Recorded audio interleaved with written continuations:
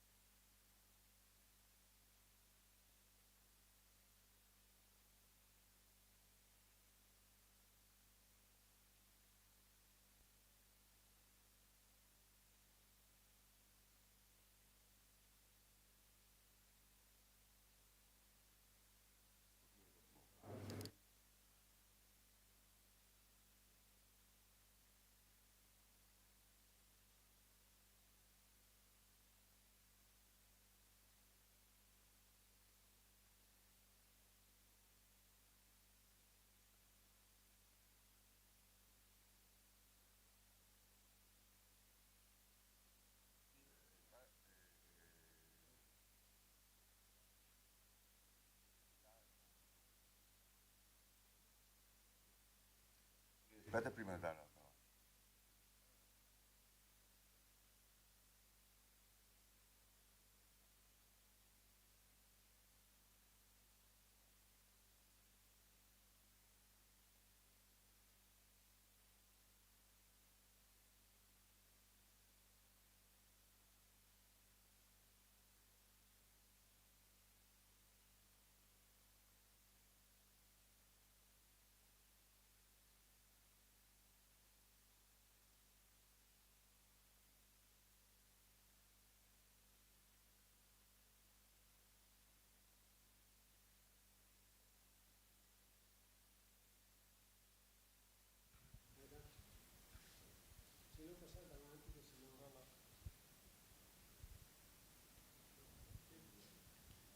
Buongiorno a tutti, benvenuti a questa 16ª edizione del Forum Fitoiatrico promosso dal Condifesa di Treviso, Vicenza e Belluno. Ci scusiamo per i 5 minuti di ritardo, ci sono state le solite prove tecniche dell'ultimo momento, comunque adesso siamo tutti pronti per dare l'avvio appunto a questo forum.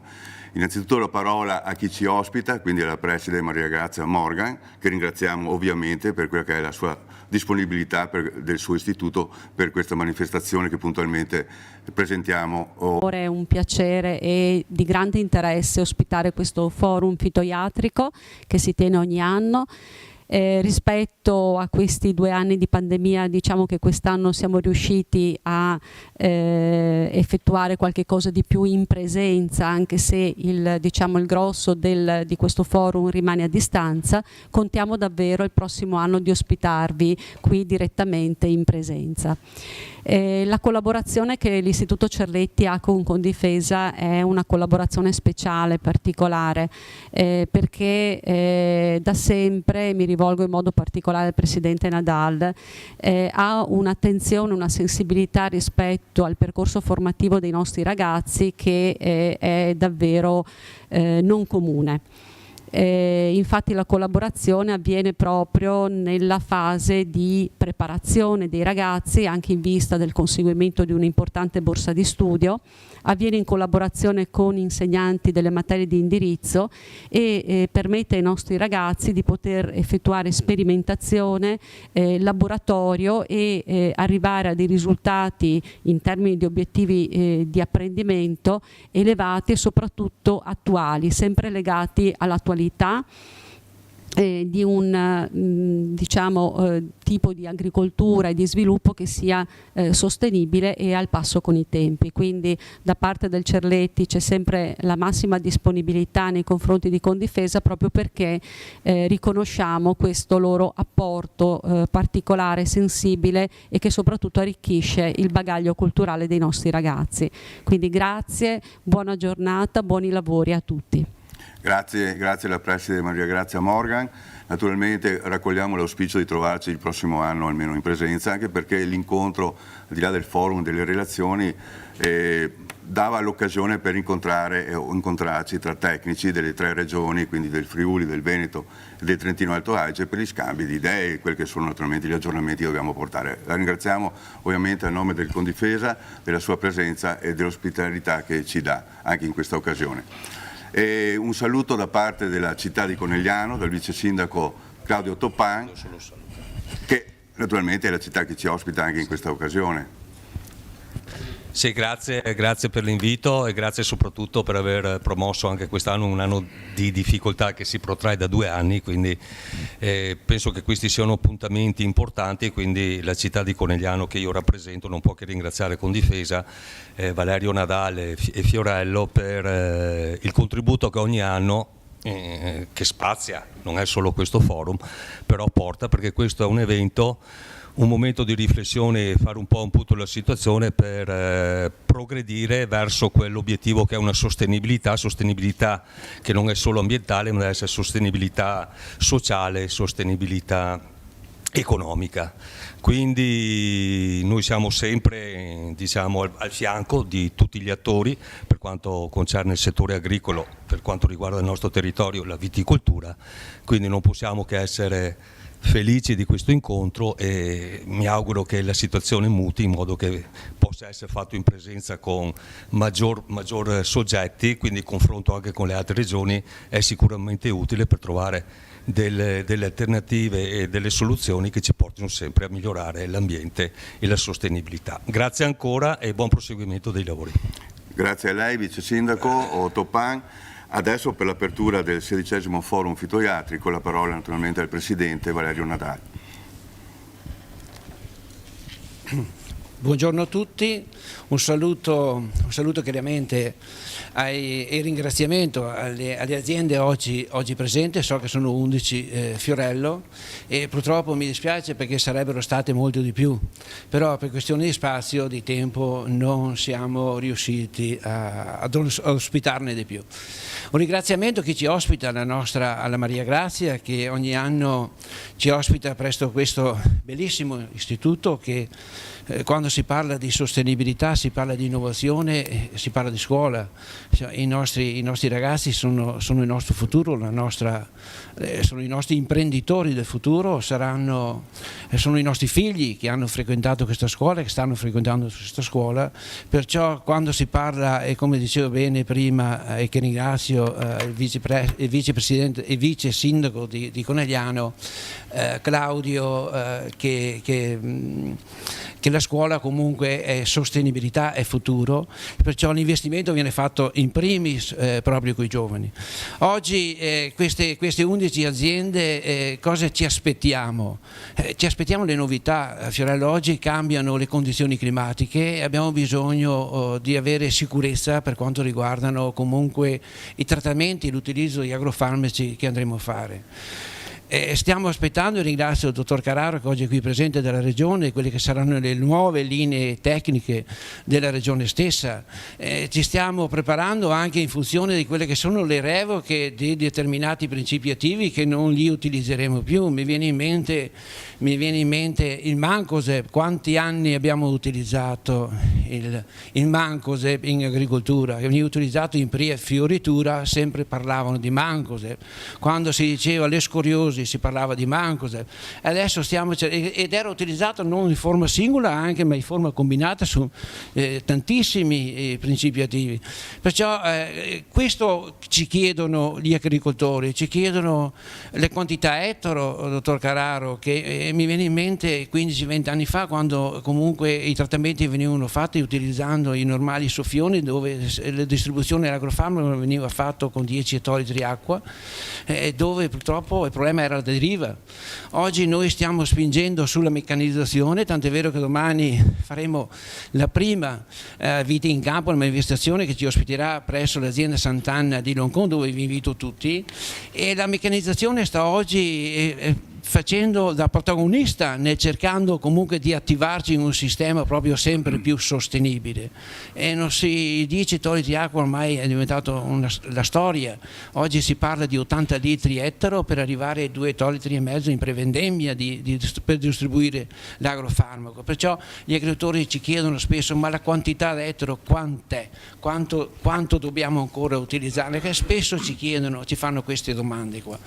Ecco, un altro problema che solleviamo è il problema dell'effervescenza. Oggi purtroppo l'effervescenza sta creando grossissimi problemi nelle nostre aziende e i nostri agricoltori, nonostante comunque premurosi e attenti su indicazioni che facciamo noi, che fa Fiorello, monitorando il territorio con le nostre trappole che andiamo a controllare i picchi per dare indicazioni mirate, precise di quando e come fare i trattamenti, purtroppo sta creando grossissimi problemi. Noi come Consorzio di Difesa ci avviciniamo al mondo agricolo per sostenerlo, non tanto per risarcirgli la mancata produttività, ma una delle cose che stiamo facendo proprio in formazione, ma anche formazione con gli agricoltori, è dire loro: togliete le vittime malate. Dobbiamo togliere, al di là dei trattamenti, dobbiamo comunque togliere queste vittime malate e portarli ai centri di raccolta, magari che vengono utilizzate per centrali termiche, però bisogna eliminarle queste vittime, perché comunque oggi ce ne sono 10, il prossimo anno ce ne sono 100, il prossimo anno ce ne sono 300, stanno devastando i vigneti. Da voi ci aspettiamo, se c'è qualcosa, qualche principio attivo nuovo, qualche formulato nuovo, ben venga. Mi fermo qua per dire, perché non voglio, perché altrimenti devo io dare l'esempio di 10 minuti, per dirvi, ecco, la sostenibilità dobbiamo farla insieme, forse mai come adesso. Dobbiamo lavorare in una forma così sinergica, ma anche gestita in un modo comune, ma diciamo che ci sia questa collaborazione attiva e fattiva fra tutti gli enti pubblici che ne fanno parte, per dare risposte e soluzioni al mondo che fa fine l'agricoltore. Interessa proteggere l'ambiente dove lavora, proteggere il territorio, proteggere e dare sostegno a quelli che sono i nostri clienti, che sono i consumatori, con un prodotto sano e genuino e integro. Grazie e buona continuazione. Grazie Presidente Nadal per l'introduzione a questo forum che ha toccato diversi spunti che saranno naturalmente ripresi nel corso della mattinata. Ed ora quella che è tanto attesa, la relazione da parte del dottor Sergio Carraro del Servizio Fitosanitario della Regione Veneto. Come aveva promesso, in pratica ha partorito proprio nelle ultimissime ore le nuove linee tecniche per quello che riguarda la produzione integrata del Veneto. E quindi siamo qua in attesa di vedere quelle che sono le novità e cosa ci porterà appunto di nuovo o cosa invece sparirà da quelle che sono le linee che avevamo precedentemente, e purtroppo si è parlato già di revoca di prodotti e quant'altro. Questa è un po' la strada che è stata intrapresa negli ultimi tempi da parte del Ministero della Comunità Europea, perché l'iter e i dossier da preparare sono sempre più pesanti, quindi più difficili poi da proporre e da mantenere sul mercato. A lei, dottor Sergio Caro, che naturalmente ringrazio per la sua presenza, e approfitto un secondo solo per ringraziare, so che è in collegamento con noi, anche Gabriele Zecchin, che l'aveva preceduto e per tanti anni è sempre stato presente in questa occasione. A lei, dottor Carraro. Grazie Fiorello, grazie al Presidente Nadal dell'invito, anche a nome del mio direttore, e grazie inevitabilmente anche alla Preside, che non vedo più, per la consueta disponibilità. Allora, lo scopo, e ovviamente un saluto a tutti i nostri ascoltatori, logicamente, lo scopo del mio intervento di oggi è appunto quello di parlare degli aggiornamenti. Faremo solo una riflessione sugli aggiornamenti introdotti con le linee guida diciamo del 2022, che sono state approvate e pubblicate giusto qualche giorno fa.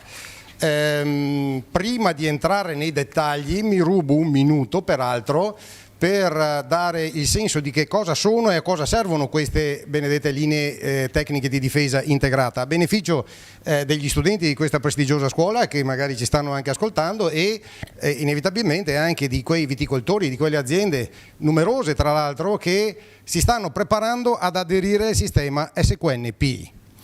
Allora, aspetta, tocca a me, giustamente.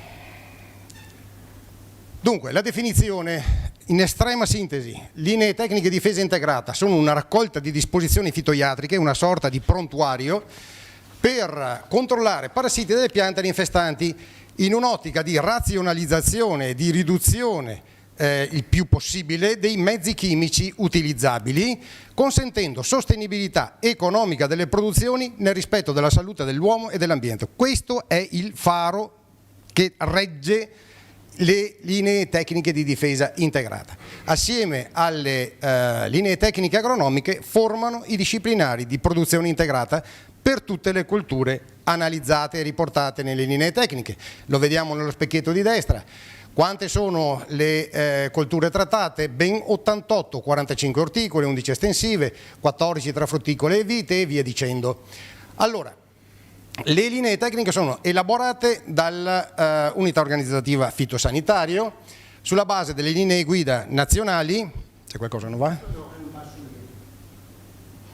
Sulla base delle linee guida nazionali, le quali sono elaborate a loro volta dal gruppo di difesa integrata nazionale, che è costituito praticamente da componenti di tutti i servizi fitosanitari regionali e dal Ministero, e appunto queste elaborazioni vengono tra l'altro integrate con osservazioni specifiche e necessità di ogni regione, e noi abbiamo avanzato le nostre, a loro volta approvate dal gruppo nazionale. Che cosa dettano? Criteri di intervento, quindi criteri per il controllo dei parassiti e delle infestanti, che sono agronomici, biologici e chimici notoriamente, le sostanze attive e gli ausiliari ammessi e impiegabili, le limitazioni d'uso, quindi tutto quello che può andare a decurtare quelle che sono le limitazioni previste, le descrizioni previste in etichetta, quindi il numero massimo di interventi fondamentalmente, ma poi anche le dosi di impiego, in particolare per quanto riguarda i diserbanti. Le linee tecniche sono importanti perché sono documenti di riferimento per la difesa integrata volontaria, e con appunto le linee tecniche agronomiche sono i documenti vincolanti per l'adesione a SQNPI. Perché ne parlo così tanto di SQNPI? Ebbene, lo specchietto sotto riporta il motivo. Attualmente, questi sono dati del 2020 relativi all'uva da vino, in Regione Veneto c'è un 21,9, un 22% della superficie che aderisce al sistema SQNPI, quindi un dato importante, un quinto della intera superficie regionale. È ancora più virtuosa la provincia di Treviso, dato che 1469 aziende per 11.800 erotti ettari, cioè il 29%, quasi il 30% della superficie, è assoggettato appunto a questo regime. In ogni caso le linee tecniche, inevitabilmente, pur essendo vincolanti per questi aspetti, sono comunque un utile orientamento per tutti. Dunque, dicevo, scelta delle sostanze attive e riduzioni evidentemente che sono applicate nelle linee tecniche di difesa integrata, sono fatte in base evidentemente a delle normative, a delle fonti scientifiche, eccetera, le trovate sulla destra, sullo specchietto di destra. In ogni caso cerchiamo di dare sempre priorità alla selezione delle sostanze, agli impieghi, di quelle sostanze che sono candidate alla sostituzione, oppure classificate come elevata tossicità acuta, oppure classificate come CMR, in buona sostanza quelle che hanno delle frasi di rischio 3,40, 3,50, 3,60, in sostanza sostanze che sono classificate come sospette per effetti cronici tipo cancerogeno, mutageno o tossiche per la riproduzione e, attenzionate anche, un occhio di riguardo alle sostanze attive attenzionate per la tutela delle acque. Per quanto riguarda il criterio base adottato a livello nazionale, tutte le sostanze che sono autorizzate in agricoltura biologica passano per diritto. Questo è lo specchietto di sintesi delle sostanze attive disponibili quest'anno. Allora, noi abbiamo materia vite, ben si intende. Per quanto riguarda i fungicidi abbiamo 66 sostanze attive disponibili, 17 bio, 49 di sintesi, 29 insetticidi acaricidi, 8 bio e 21 di sintesi e via dicendo. In totale abbiamo 113 sostanze attive. Tutto sommato la viticoltura è una coltura ben coperta. Altra questione, poi se andiamo a vedere per alcune avversità ci mancano oggettivamente delle sostanze veramente efficaci come avevamo a disposizione un tempo, ma questo è un altro argomento. Diciamo il panorama quantitativo delle sostanze è nutrito fortunatamente per quanto riguarda la vite. Novità di quest'anno rispetto al 2021 sono 4 sostanze attive nuove, 3 fungicidi, fondamentalmente 3 antibotritici e un insetticida.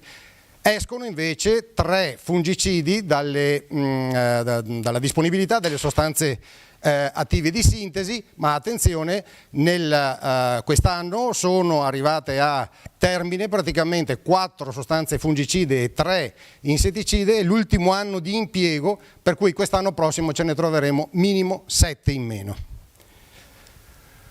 Allora, in questa tabella vi riporto gli elementi salienti per gruppi di sostanze o per gruppi di avversità, che quindi sono comuni alle avversità che poi vedremo nel dettaglio successivamente. La prima è forse anche più importante, Dithianon, Folpet e Fluazinam. La prima valida contro Peronospora e Beclo, la seconda Peronospora e Scoriosi, Fluazinam per Peronospora e Botrite. Ecco, questo gruppo di sostanze che lo scorso anno era consentito nel limite di 5 interventi, quest'anno passa a 6. Per quanto riguarda i prodotti rameici, sono autorizzati per la Peronospora e da quest'anno anche su Escoriosi e Black Row. La limitazione riportata per il rame, cioè il 28 kg ettaro di rame metallo nel vigneto in 7 anni, è la limitazione che comparirà quest'anno, non più solo massimo 4 kg ettaro. L'ultima, acrinatrina, deltametrina, etofenprox e taufluvalinate, cioè in buona sostanza un gruppo di piretroidi con le indicazioni diciamo contro le avversità che vedete a fianco, sono consentiti 3 interventi nel vigneto con questo gruppo di sostanze. Lo scorso anno erano 2/3. Allora, come possiamo constatare, c'è un ampliamento, diciamo così, un allentamento dei limiti previsti quest'anno, e questo si spiega per una semplice ragione, lo ha citato anche prima il Presidente Nadal. Viene a mancare in Mancozeb una sostanza di riferimento per quanto riguarda non solo la Peronospora, la Scoriosi e anche il Black Row. Ecco quindi una necessità di dover coprire con dei rameici come azione collaterale da un lato e dall'altro avere a disposizione un trattamento in più delle sostanze di contatto come Dithianon, Folpet e Fluazinam. È una questione che dà una maggiore flessibilità alle aree di produzione come quella trevigiana dove ci troviamo e in generale di tutta la pedemontana, dove le piovosità sono abbastanza frequenti e, come lo scorso anno ha dimostrato, oltre che essere frequenti ci sono pure le grandinate, per cui c'è una maggiore necessità di ricoperture e di rientri. Per quanto riguarda il terzo aspetto, quelli degli insetticidi, invece è dovuto al fatto che ci ritroviamo con il problema Scaphoideus titanus, quindi l'insetto che funge da vettore per la flavescenza dorata, che deve essere controllato. Ahimè, abbiamo un ventaglio, diciamo, di insetticidi in questo campo che è un po' meno efficace del passato, per cui dobbiamo insistere con dei piretroidi che sono purtroppo gli unici abbattenti validi a nostra disposizione. Per quanto riguarda Peronospora, quindi dette le norme comuni un attimo fa, ci rimane pochino. Abbiamo 2 interventi massimi consentiti in una stagione con dimetomorfe e con metalaxil M, quindi per entrambi la riduzione di un intervento rispetto allo scorso anno, e questo è un fatto che si è reso necessario in funzione delle norme di tutela delle acque che accennavo appunto in presentazione all'inizio. Quindi superi che si sono verificate nelle acque e testimoniati dall'attività di ARPAV nella nostra regione. Il famoxadone, ricordo, è stato revocato, quindi è impiegabile per quest'anno fino al 16 di settembre. Oidio, il tebuconazolo, medesimo problema che accusa il metalaxil e il dimetomorfa, quindi superi nelle acque. Era stato consentito per un unico intervento lo scorso anno, quest'anno l'abbiamo eliminato d'amblè.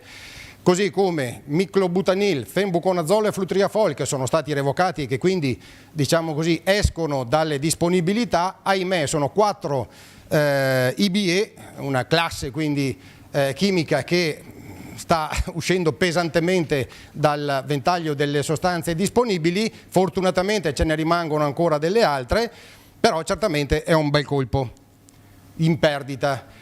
Per quanto riguarda le scoriose, ricordo, non è una novità, massimo 2 interventi a stagione.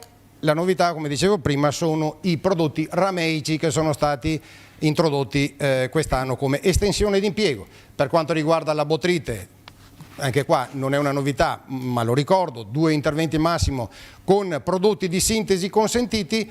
La novità più importante riguarda appunto le sostanze, tutte e 3 di natura biologica, che sono state consentite e inserite all'interno delle linee tecniche: tricoderma atroviride, ceppo SC1, mecinicovia frutticola, Saccharomyces cerevisiae. Black Raw, abbiamo l'estensione, come abbiamo detto anche per escoriosi, dei prodotti rameici, e ricordo il miclobutanil e il fenbuconazolo, i 2 EBE che sono stati revocati ma già citati prima per l'oidio. Per quanto riguarda i tripidi, il tauflovalinate rimane, massimo un intervento a stagione. Lo scorso anno era sì massimo un intervento, ma in alternativa etofenprox e acrinatrina. Quest'anno non ha questa condizione. Le novità sono rappresentate dall'introduzione dell'olio essenziale di arancio e la Boveria bassiana, ceppo 74040. Ecco, quindi questi sono gli elementi di novità. Per quanto riguarda le tignole e le notue, ricordo fondamentalmente che l'indoxacarb è giunto a fine carriera, revocato e quindi impiegabile per l'ultimo anno. Per quanto riguarda le tignole non abbiamo grossi problemi, nel senso che abbiamo altre molecole alternative. Per quanto riguarda le notue questo sarà un problema, perché quest'anno prossimo certamente dovremmo proporre qualcosa di diverso. Acari.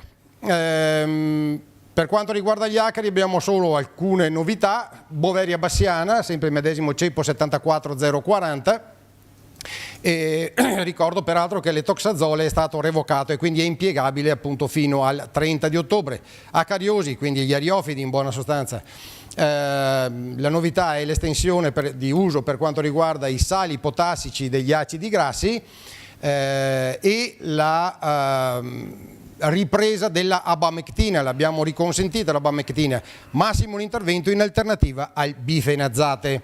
Ricordo che contro acari e acariosi comunque sia massimo è un intervento acaricida di sintesi nel vigneto. Per quanto riguarda la cicalina della flavescenza dorata, ho riportato nuova avversità. Ovviamente non è una nuova avversità, è ben conosciuta e soprattutto ben numerosa. È una nuova avversità definita all'interno delle linee tecniche. Lo scorso anno, ricorderete, le cicaline erano accomunate all'interno di un unico paragrafo, diciamo così. Ecco, quest'anno sono scorporate. e scorporate per dare maggior peso non tanto solo alla cicalina ma alla possibilità di intervento con dei piretroidi.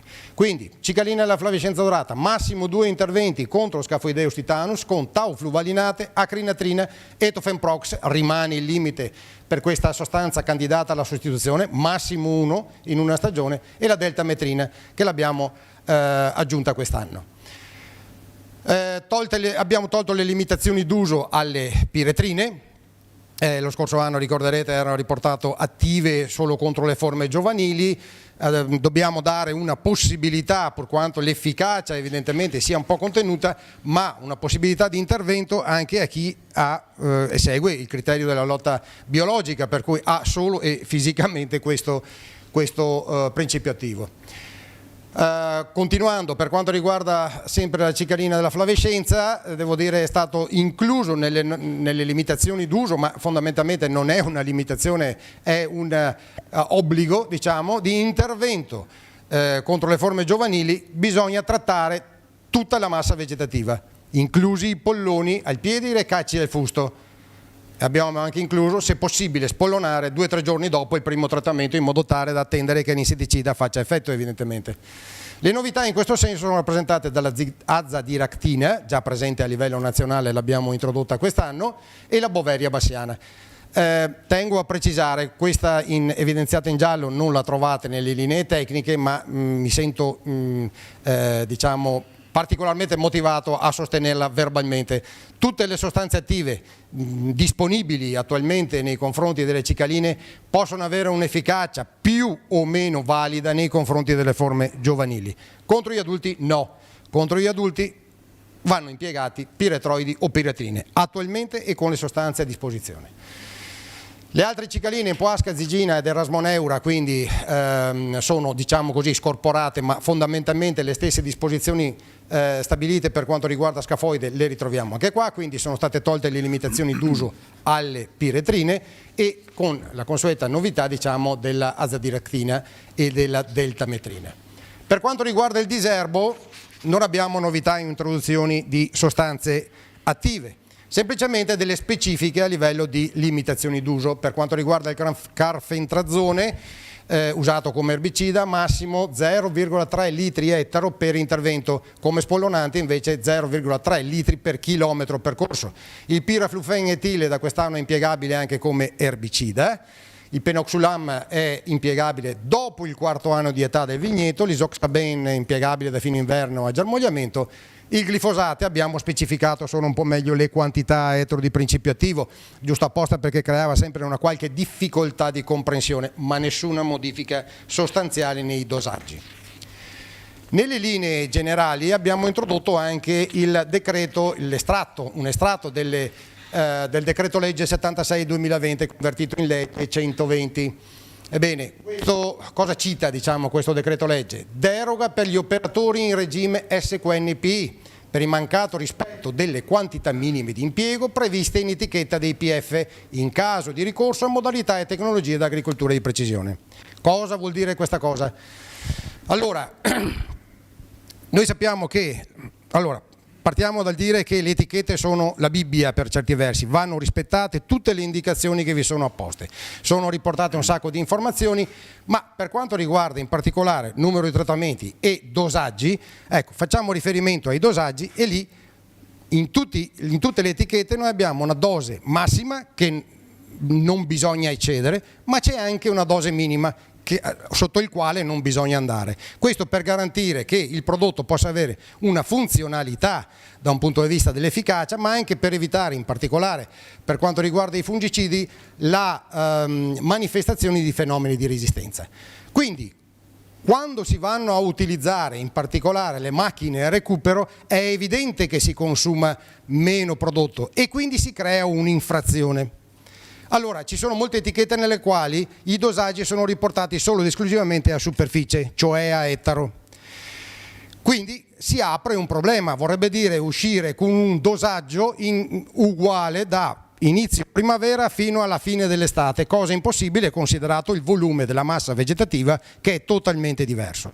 Allora, questa norma pur quanto in un modo diciamo così originale, vuole mettere una toppa a queste potenziali infrazioni e va a specificare che si può agire in regime di deroga per coloro che impiegano macchine a recupero o altri dispositivi o attrezzature che riducono il volume distribuito per unità di superficie, e la specifica inoltre che l'utilizzo di prodotti a un dosaggio inferiore a inizio stagione è consentito solamente laddove nelle etichette è indicato la dose a concentrazione, quindi non solo dove è riportato il dosaggio etero, ma il dosaggio a concentrazione, grammi o millilitri ad ettolitro. Queste sono le definizioni che sono presenti nel testo, diciamo così, del decreto legge.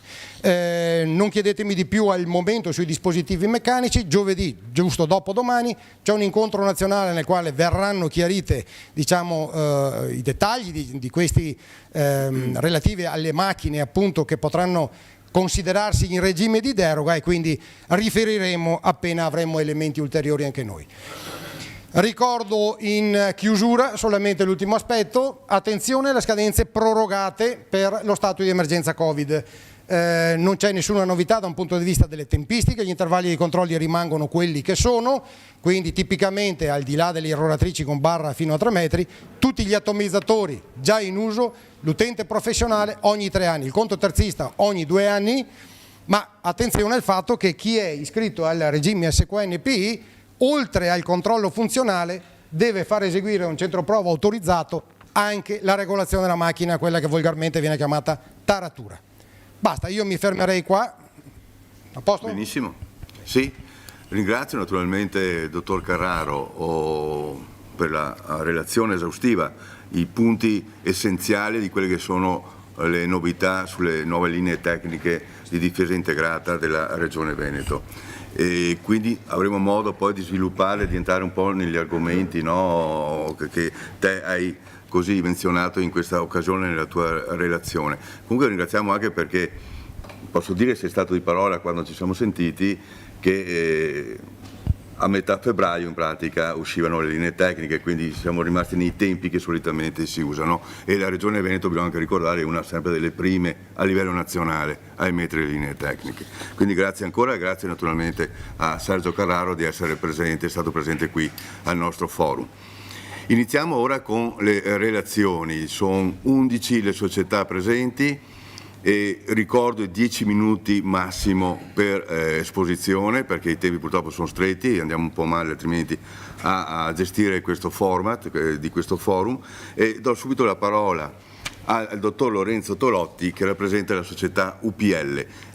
Quest'anno inizieremo dalla fine dell'ordine alfabetico per dare in modo che non siano sempre gli stessi a intervenire per ultimi, ma in questo caso saranno più fortunati chi ha le lettere poste verso la Z, e meno fortunati tipo Adama che invece chiuderà il forum del 2022. A lei, dottor Tolotti. Grazie mille Fiorello, vorrei fare un ringraziamento innanzitutto a Codifesa per la possibilità di partecipare a questa importante rassegna in cui si vanno a studiare, quindi si approfondisce la tematica delle nuove molecole e dei nuovi strumenti che mettiamo a disposizione per la difesa in viticoltura. Io mi occupo dello sviluppo tecnico prodotti nell'area del nord-est per UPL, ed oggi mi soffermo nella descrizione dell'estensione dei nuovi campi di impiego ottenuti dal prodotto Vaciplant nei confronti della vite.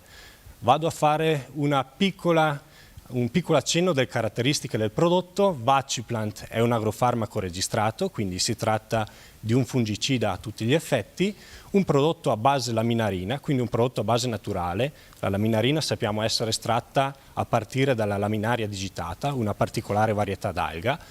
È un prodotto che è classificato come sostanza a basso rischio in termini ecotossicologici e tossicologici, e quindi va bene ad inserirsi all'interno delle esigenze del contesto in cui ci troviamo. Ha un MOA unico che è classificato a basso rischio di resistenza, ha un'attività preventiva nei confronti delle malattie ed ha dimostrato un ampio spettro d'azione nei confronti delle principali ampelopatie della vite.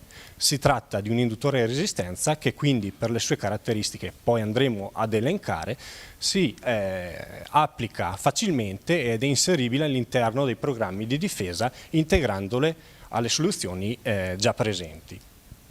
Il metodo di estrazione per l'ottenimento della laminarina è molto importante e di cui UPL si occupa di tutti i passaggi e vuole arrivare ad un prodotto finale come Vaciplant titolato, quindi con 45 grammi litro di laminarina, un concentrato con una concentrazione fissa e quindi che garantisca una continuità nell'efficacia nei confronti delle patologie. La laminarina può essere definita come una macromolecola, uno zuccherone composto da più molecole di glucidi legate tra loro con legame beta-1,3. Tale caratteristica è essenziale perché le rende molto simili, se non uguali, rispetto ad una dei componenti che si genera nel momento in cui il fungo attacca la pianta. Per tale motivo, trattando la pianta con Vaciplant, questa assimila un'informazione di invasione, quindi di infezione, ed elabora i meccanismi di difesa. Meccanismi di difesa che sono essenzialmente di tipo chimico, quali la produzione di composti ormonici, etilene, acido giasmonico e acido acetilsalicidico, che sono i precursori della produzione di fitoalessine e proteine PR, due composti di cui sappiamo le proprietà antifungine e antimicrobiche. Di qui la pianta attiva una resistenza di tipo sistemico acquisito e indotto ed è quindi in grado di proteggere tutte le sue parti dai successivi attacchi da parte dei funghi. Come inserire il nostro Vaciplant e quindi un induttore di resistenza all'interno delle strategie tradizionali di difesa è facile da capire se andiamo ad osservare la curva di attivazione metabolica legata all'utilizzo della laminarina. Essa infatti stimola la pianta alla produzione dei composti di difesa con un massimo picco dopo 2-3 giorni rispetto all'applicazione e la perdurata però di questa protezione è molto più lunga rispetto all'attività del fungicida di copertura. Per tal motivo, se andiamo ad applicare Vaciplant in combinata col fungicida di copertura, riusciamo a proteggere la pianta in modo migliore e più a lungo, tale da consentirci di reintervenire in maniera meno rischiosa con il trattamento fungicida successivo. Come vi dicevo, l'etichetta ha avuto delle recenti estensioni nei campi di impiego, quali l'estensione appunto nei confronti di peronospora e botrite, che si è andata ad aggiungere alla già presente registrazione nei confronti dell'oidio. Il dosaggio rimane per tutte e tre le patologie di 1,5-2 litri ad ettaro. Negli ultimi 3 anni UPL si è molto concentrata nei confronti della sperimentazione su peronospora, posizionando in diverse prove sperimentali con centri di saggio nei principali areali dedicati alla viticoltura del nord Italia. Vi mostrerò qui il protocollo sperimentale seguito per testare l'attività del prodotto. Siamo andati ad inserire Vaciplant in intervalli, in blocchi di intervento di 4 trattamenti, abbinandolo a un partner di copertura, come ad esempio un prodotto rameico, la nostra poltiglia dispers, utilizzata in abbinamento ad un dosaggio molto basso, quindi pari a 40 grammi di rame metallo e tolitro. Questo per capire appunto se vi fosse una sinergia nell'utilizzo Vaciplant e prodotto di copertura. Siamo andati poi a mettere tutto a confronto con una linea di difesa standard, similbio, in cui trattamenti a base rameica sono stati effettuati a un dosaggio più elevato, quindi pari a 80 grammi di rame metallo e tolitro, con un intervento fisso non condizionato dalle condizioni meteorologiche di 7 giorni. Riporto un esempio di queste prove svolto in Friuli durante l'anno 2020. Ci troviamo su varietà Merlot, quindi molto sensibile agli attacchi diretti, in particolare su grappolo. Le piogge non sono mancate perché sono caduti in totale 340 mm entro la fase di chiusura a grappolo e, come vi anticipavo, nell'inserimento di Vaciplant all'interno della nostra strategia di difesa nella fase fioritura pre-chiusura a grappolo abbiamo abbinato una dose bassa di rame pari a 160 grammi di rame metallo ad ettaro e i risultati a fine del periodo di sperimentazione portano al 2 di luglio ad avere un grappolo su testimone non trattato già con un 38% di danno di superficie di grappolo colpita da peronospora. Invece per quel che riguarda la nostra strategia con l'inserimento del Vaciplan nella fase centrale abbiamo ottenuto una buona efficacia, quasi totale nei confronti della gravità del grappolo, che si attesta con dei risultati anche migliori rispetto alla strategia con il solo posizionamento del rameico alla dose piena. Nei confronti della botrite riporto una prova svolta nella regione Piemonte, ci troviamo su varietà Moscato. Vaciplant è stato inserito al dosaggio di 1,5 litri a ettaro nelle canoniche fasi di difesa antibotritica ed è stato messo a confronto con dei prodotti presenti sul mercato sia di origine biologica che di origine chimica, quindi la tradizionale miscela ciprodinil fluoxonil. A rilievo finale alla vendemmia ci denota una buona efficacia di Vaciplan che si attesta su valori similari rispetto ai competitor di tipo microbiologico e di poco inferiori rispetto alla miscela di tipo chimico.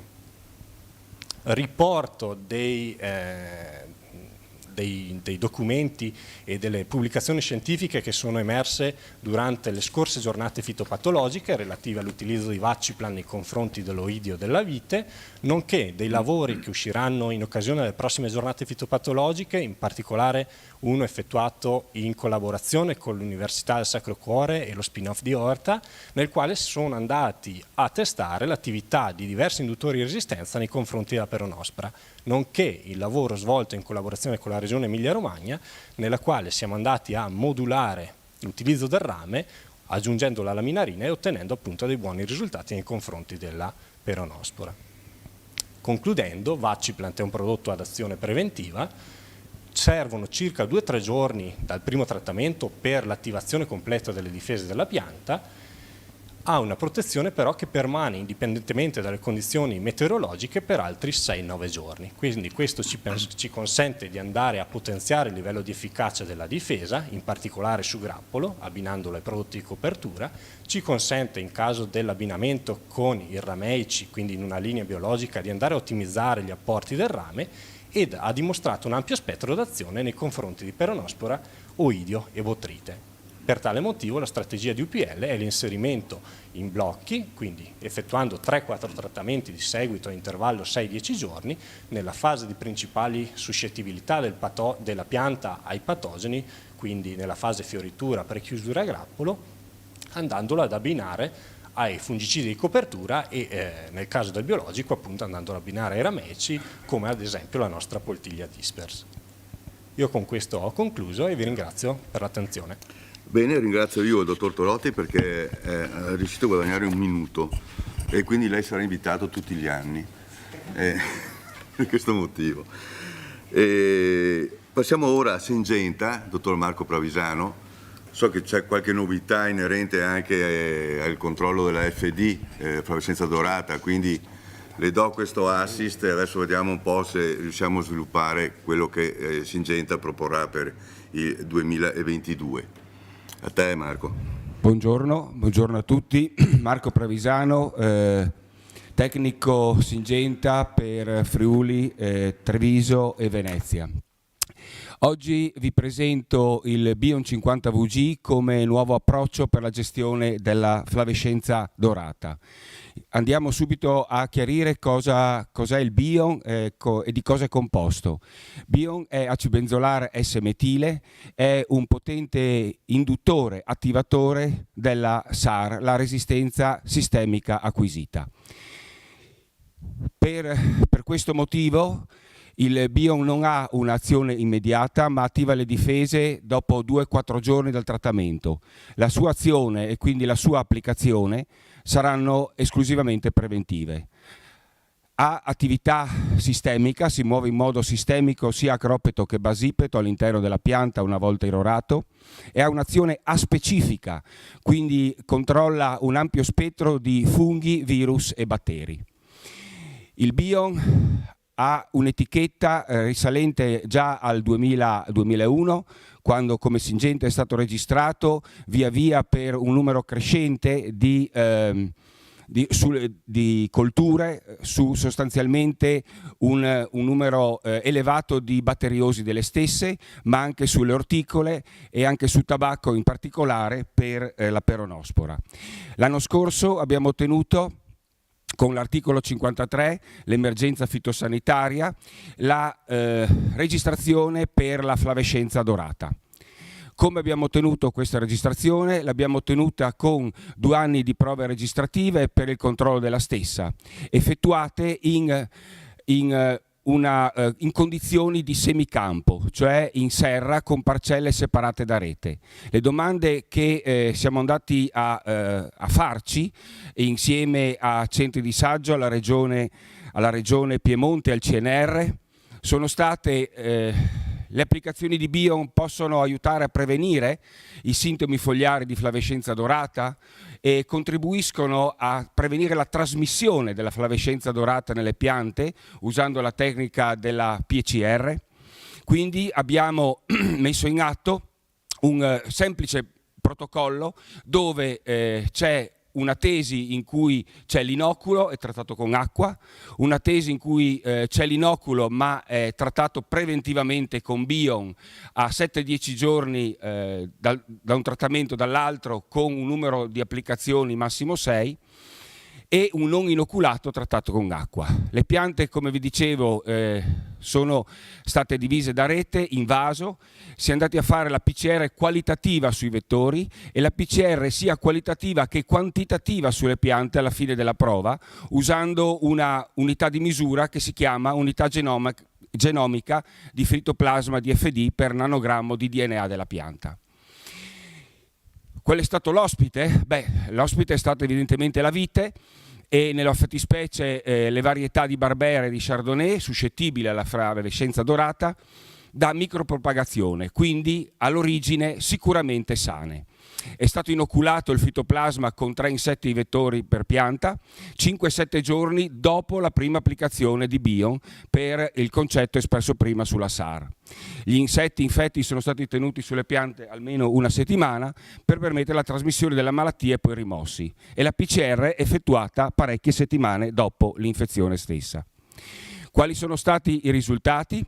Come vedete, si è andati a vedere innanzitutto la incidence, l'incidenza, la diffusione della flavescenza, e come vedete dal grafico riassuntivo il Bion ha permesso una riduzione di incidenza di flavescenza praticamente identica al testimone non inoculato, rispetto invece al testimone inoculato dove la incidenza di flavescenza è stata elevata.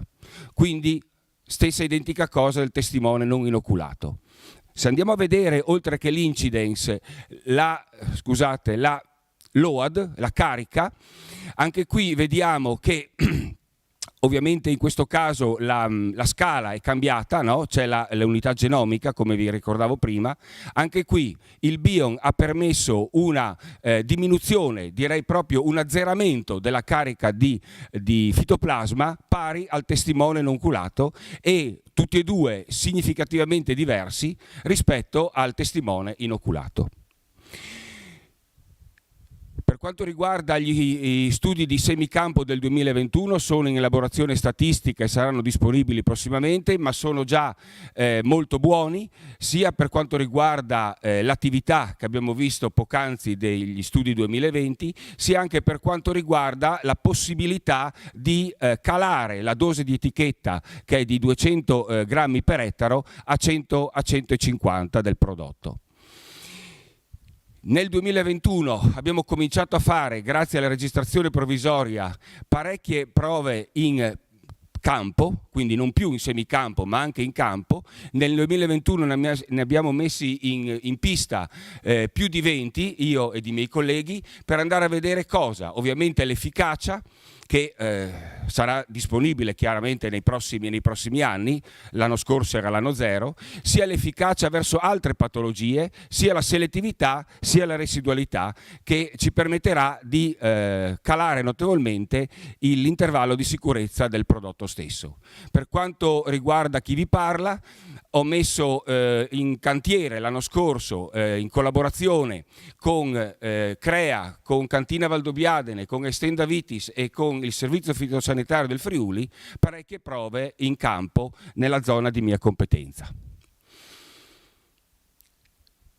L'altro aspetto su cui abbiamo cominciato a lavorare sono stati ovviamente i residui. Ovviamente dico perché? Perché a fronte di una mole di dati di residui di un certo tipo possiamo chiedere al Ministero una diminuzione dell'intervallo di sicurezza del prodotto stesso. Ve ne mostro uno dei tanti campionamenti effettuati, come questo, in cui si vede che anche trattando con Bion 6 volte, che sarà il massimo dell'etichetta, cominciando il 1° di giugno e finendo il 20 di luglio, e raccogliendo il campione al 24 di agosto, abbiamo una residualità di acibenzolare S-metile praticamente zero, sotto il limite di quantificazione analitica con RMA, vi ricordo, già molto basso, di 0,01 mg/kg. Quale sarà la tempistica corretta per i trattamenti verso la flavescenza? Sarà iniziare con Bion prima che il vettore della flavescenza diventi attivo, sempre per il discorso dell'induzione della SAR, prima quindi della 4ª età delle neanidi, età in cui diventano infettive, e quindi nei nostri reali, calando il discorso nei nostri reali, entro la prima metà di giugno. 200 grammi per ettaro, ma in divenire anche una diminuzione della quantità, 6 applicazioni ogni 7-10 giorni. Il secondo argomento su cui volevo intrattenervi un attimo è ricordarvi qual è la nostra strategia di protezione della vite 2022 e ricordarvi anche che il nostro approccio ha delle peculiarità. È una strategia infatti calata sul territorio, dove viene riportato anche il mese, la cronologia, oltre agli stadi BBCH della vite.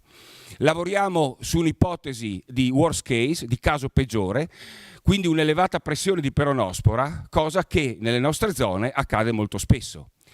Lavoriamo in una condizione di massima protezione, non forziamo tecnicamente, i prodotti sono posizionati al loro posto e dove serve c'è anche l'inserimento di principi attivi di altre società. Ottemperiamo a un'ottimale strategia antiresistenza alternando in modo stretto i principi attivi stessi.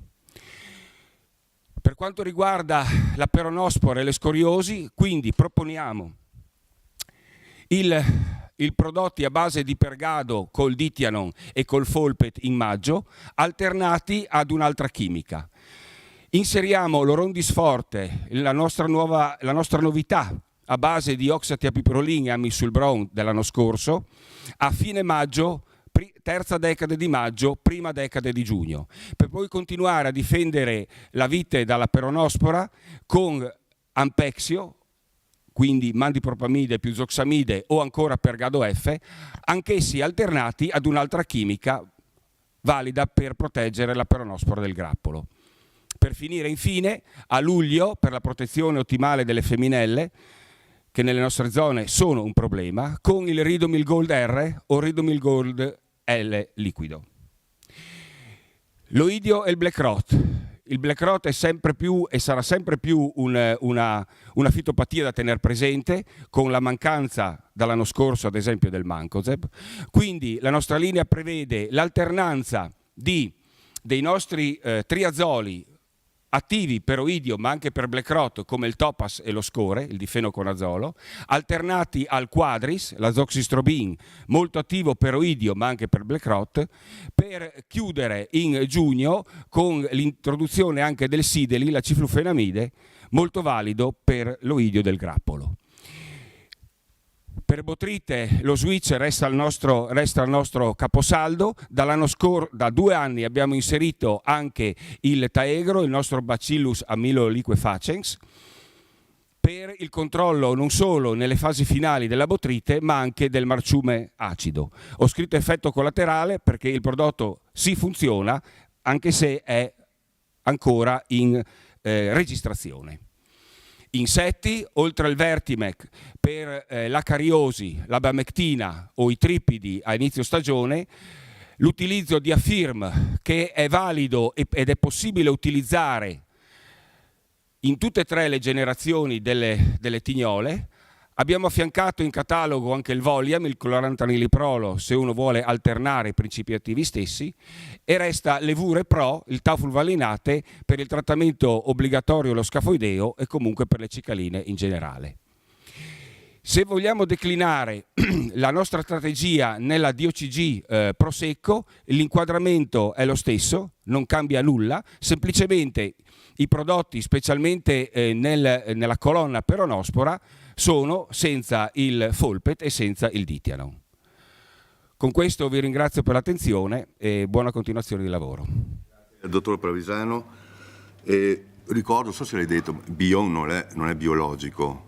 Il Bion non è biologico, perché potrebbe essere tratto un inganno il discorso del Bion, no? da questa desinenza. Quindi, ok, continuiamo parlando di insetticidi con la società SIPCAM. Il dottor Alberto Fulici ci darà un'ampia visione di quelli che sono i loro prodotti. Parliamo dell'Epic, del Trebon, che sono già prodotti anche abbastanza conosciuti. A lei, dottore. Grazie mille, intanto saluto tutti e ringrazio tutti, anche voi, per la possibilità di partecipare. Io sono Alberto Fulici, sono il Field Marketing per l'area Nord-Est per SIPCAM Italia e oggi vi parlerò di due prodotti, Epic SL e Trebon Up.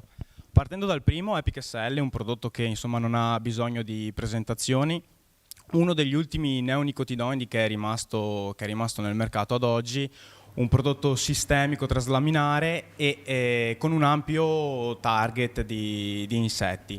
Un prodotto che è molto conosciuto per quanto riguarda la difesa dello Scaphoideus titanus, ma che oggi lo vediamo sotto un'ottica diversa, e infatti andremo a valutare la sua attività contro un insetto che è appunto sono le cocciniglie, ma in particolar modo il Planococcus ficus. Cocciniglie della vite sono diciamo uno degli insetti che sta prendendo sempre più piede in tutti gli areali, non soltanto nell'area del nord-est, a causa dell'uscita dal mercato di prodotti come appunto il clorpirifos. Quindi con questa prova abbiamo voluto andare a vedere come Epic può essere un'arma importantissima anche per il controllo di questo fitofago che si sta sviluppando sempre in maniera più preponderante in tutto il territorio. La prova che vediamo è stata fatta nel 2020, abbiamo fatto prove anche nel 2021, ma nel 2021, come sapete forse anche meglio di me, le cocciniglie hanno avuto un comportamento molto anomalo che deriva appunto dal fatto delle condizioni ambientali. Quindi anche i dati che avevamo di prove 2021 erano un po' difficili da mostrare ad un evento come questo qui. Quindi siamo dovuti andare a ripescare una prova del 2020. La prova è stata fatta dal CAP di Ravenna a Brisighella su varietà di Trebbiano romagnolo. È stato effettuato un trattamento l'1/7 del 2020 e per quanto riguarda la cocciniglia era ad inizio migrazione di neanidi di seconda generazione e, come vi dicevo prima, il target è il Planococcus ficus. I prodotti che sono stati valutati sono, come vi dicevo, Epic alla dose di 2 litri ettaro e uno standard di riferimento alla dose di 1,5 litri ettaro. Tutti e due, vi ripeto, è stato effettuato un solo trattamento. E questo è quello che si vede, insomma, è il risultato della prova. In questo istogramma qui vediamo il numero di larve di Planococcus ficus per foglia su 100 foglie per plot. A sinistra il numero che vedete è il numero appunto di larve, e invece sulla parte bassa vedete l'istogramma azzurro, che è quello del testimone non trattato.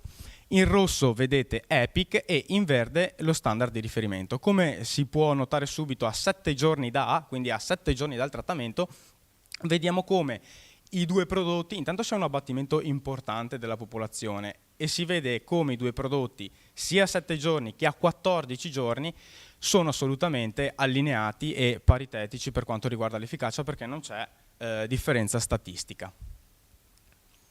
Questa invece è la situazione sempre a 14 giorni su grappolo. Vedete che la migrazione, insomma, stava procedendo sul grappolo, e qui abbiamo avuto un azzeramento di entrambi i prodotti rispetto invece a un testimone. Ma la cosa interessante, siamo andati a valutare il numero di Planococcus anche a 79 giorni dal trattamento. quindi diciamo in raccolta, per andare a vedere appunto l'efficacia di quel singolo prodotto come si è perpetuata nel tempo. E infatti qui vediamo che la percentuale di incidenza di foglie danneggiate su 100 foglie sul testimone è di circa il 20%, per quanto riguarda Epic e il testimone e lo standard di riferimento, scusate, come abbiamo visto prima non c'è differenza statistica e siamo perfettamente, insomma, allineati. Per quanto invece riguarda la percentuale di incidenza di danni sul grappolo, che è quello che a noi interessa, vediamo come sul testimone non trattato abbiamo l'11% di grappoli danneggiati, contro invece un 1/1,25% per quanto riguarda Epic e lo standard di riferimento. Quindi anche qui possiamo dire che con un trattamento di Epic posizionato nella maniera corretta, quindi con la cocciniglia in migrazione, ha un'efficacia pari allo standard di riferimento. Quindi per quanto riguarda il posizionamento tecnico, anche qui volevo fare un piccolo accenno per quanto riguarda il monitoraggio, perché per un fitofago come il Planococcus il monitoraggio è fondamentale, perché a seconda delle condizioni ambientali si comporta in maniera diversa. Un'altra cosa molto importante che può capitare, potrebbe succedere a seconda appunto dell'annata, che la migrazione della cocciniglia coincida col periodo obbligatorio per il trattamento allo Scaphoideus titanus. Quindi in questa determinata condizione vedete come un trattamento di Epic a 2 litri nel caso di presenza di cocciniglia riesco a colpire 2 target, cocciniglia e Scaphoideus, e quindi massimizzare, diciamo, l'efficacia di un singolo trattamento andando a colpire 2 target. Scusateli, vedete un Epic su grappoli separati inizio fioritura, ma è un errore, volevo soltanto sottolinearlo. Passiamo al secondo prodotto di cui vi parlavo prima, che è Trebon Up. Trebon Up abbiamo voluto quest'anno, scusate, è una prova del 2020, ma siamo andati a valutare, diciamo, la sua selettività rispetto ai fitoseidi, agli acari fitoseidi, agli acari utili. Perché? Perché normalmente Trebon Up viene paragonato a un classico piretroide, anche se ha alcune differenze dal punto di vista chimico, e anche sui disciplinari è messo, insomma, sulla stessa classificazione, ma ha alcune caratteristiche che lo contraddistinguono. In particolare Etofenprox è un fenossibenziletere, quindi è una molecola composta esclusivamente da carbonio, idrogeno ed ossigeno, e in particolare presenta legami etere e non estere invece come i normali piretroidi. Questo cosa comporta? Comporta innanzitutto una maggior stabilità alle variazioni di pH e una minor degradazione per quanto riguarda le alte temperature. Quindi capite bene che in un ipotetico secondo trattamento contro lo Scaphoideus titanus in estate, quindi trattamento estivo su adulti, un prodotto come questo gode di una maggior stabilità con le alte temperature. E all'interno della molecola, essendo costituita soltanto da carbonio, idrogeno e ossigeno, non presenta metalli pesanti halogeni o gruppi cianidrici, e quindi la rendono una molecola con una ridotta persistenza nel suolo. Per quanto riguarda la prova è stata effettuata da Agrea, ne abbiamo fatte anche altre in collaborazione con la Fondazione MAC di Trento, ma vi mostro questa perché è quella più esemplificativa. È stata fatta a Montechia di Crosara nel Veronese su vite garganega, e l'acarofitoseide di riferimento era il Campimodromus aberrans. Sono stati effettuati 2 trattamenti, in epoca A il 12 del 6 del 2020 e in epoca B il 10 del 7 2020, distanziati di circa un mese. I prodotti messi a confronto erano appunto Trebon, Etofenprox, Epic SL per dare appunto uno standard sistemico, insomma, diciamo selettivo, comparato con un altro standard, lo standard 1, e uno standard piretroide, in modo tale da avere 2 prodotti abbattenti e 2 prodotti sistemici selettivi su questo tipo, caratterizzati da essere selettivi su questo fitoseide. Guardando lo schema, quello che si nota, quello che vedete a sinistra, diciamo, è il numero di Campimodromus aberrans per foglia su 10 foglie, e sotto vedete le date dei trattamenti.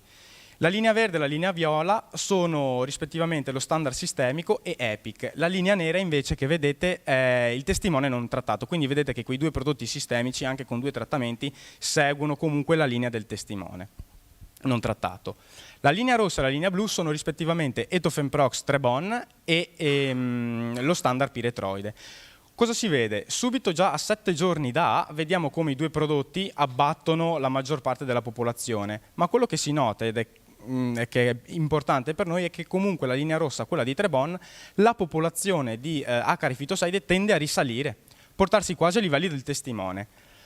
A 0 giorni da B, vedete sotto, abbiamo effettuato un secondo trattamento. Anche qui la popolazione della linea rossa, quindi della parcella trattata con Trebon, riscende, ma non raggiunge mai lo 0 e si stabilizza, diciamo, su 5 acari per foglia, cosa invece che non succede per lo standard piretroide, che me la batte all'inizio e tende a rialzarsi soltanto alla fine, ma molto poco. Quindi in conclusione, per quanto riguarda il posizionamento di Trebon, noi in strategia lo consigliamo come secondo trattamento abbattente sugli adulti in successione ad un EPIC sulle forme giovanili. Io ho finito e vi ringrazio per l'attenzione.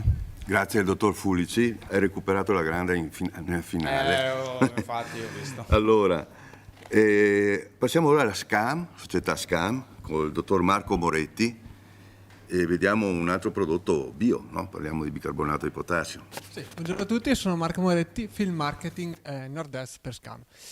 Oggi vi parlerò di Armi 85.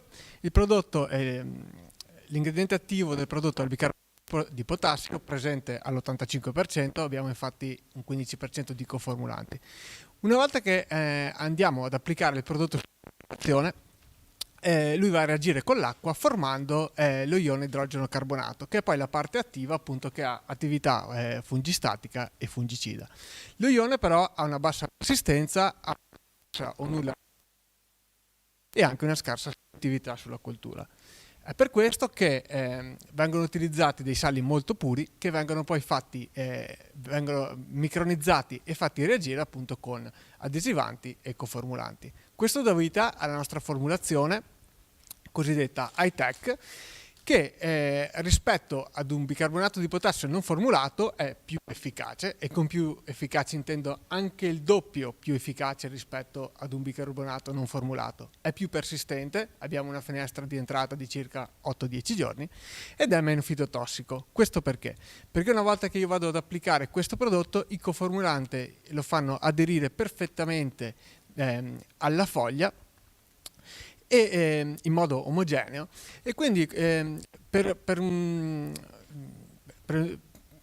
una caratteristica che hanno i sali, quella di ricristallizzare, cosa succede? Che il nostro prodotto, essendo, diciamo, distribuito omogeneamente, tende a ricristallizzare molto meno rispetto ad un bicarbonato non formulato, che formando dei cristalli grossi va praticamente ad aumentare la salinità sulla superficie fogliare o dell'acido, e quindi va poi a causare un'ustione.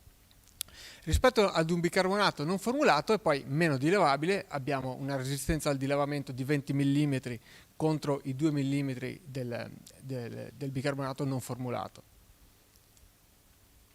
La sua utilità si esplica perché crea un elevato potere tampone sulla superficie in cui viene applicato, una forte pressione osmotica che va a disidratare il fungo, e poi si ha un'azione diretta dello ione idrogeno carbonato che va proprio a scassare appunto la parete cellulare del fungo. I suoi punti di forza sono quelli che ha un'azione molto rapida, agisce poi su tutti gli stadi di sviluppo del fungo, anche quelli svernanti. Pensiamo quanto sia importante, ad esempio, nel caso dell'uidio, andare a colpire le forme svernanti. Ha attività preventiva, cioè sarebbe un prodotto di copertura, anche se proprio per la sua grande efficacia viene utilizzato come prodotto stoppante in molte aree. È un prodotto multisito, prodotti multisito ce ne sono sempre meno, per cui è un prodotto strategico anche poi per conservare l'efficacia dei principi attivi di sintesi. Viene attivato dalle condizioni di elevato umidità, per cui quando ho le condizioni predisponenti al fungo, anche il prodotto si riattiva liberando appunto lo ione idrogeno carbonato. non ha limiti di residuo ed è consentito anche in agricoltura biologica. Il prodotto su vite è registrato su botrite e su eidio. Oggi vedremo in particolar modo l'applicazione su eidio. La prima prova ha lo scopo di farci capire quanto sia effettivamente l'efficacia del prodotto.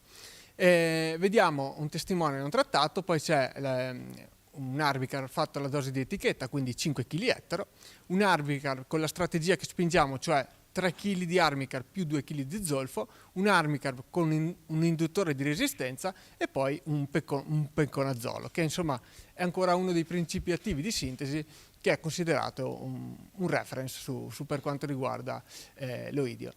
La prova è stata portata avanti, diciamo, sull'intera stagione della difesa antioidica. Siamo a Verona e il vitigno era un Müller-Thurgau. Qui vediamo i dati per quanto riguarda l'incidenza del grappolo. Il testimone è stato completamente colpito, abbiamo 99 grappoli e mezzo su 100 colpiti. La tesi con Arbicar a 5 kg abbiamo 15 grappoli. 18,2 la tesi 3 kg di Armicar più 2 kg di zolfo, molla un pochino con l'indutore di resistenza e vediamo che comunque sia l'Armicar ha dato un risultato migliore rispetto appunto a un reference chimico, in questo caso il penconazolo. Questa è una prova un po' più fresca, è stata fatta nella scorsa estate in collaborazione con la fondazione Edmund Mack. Anche qui è una prova che si è protratta appunto per tutta la stagione di difesa antioidica. Sono state fatte 9 applicazioni dalla terza foglia alla prechiusura grappolo.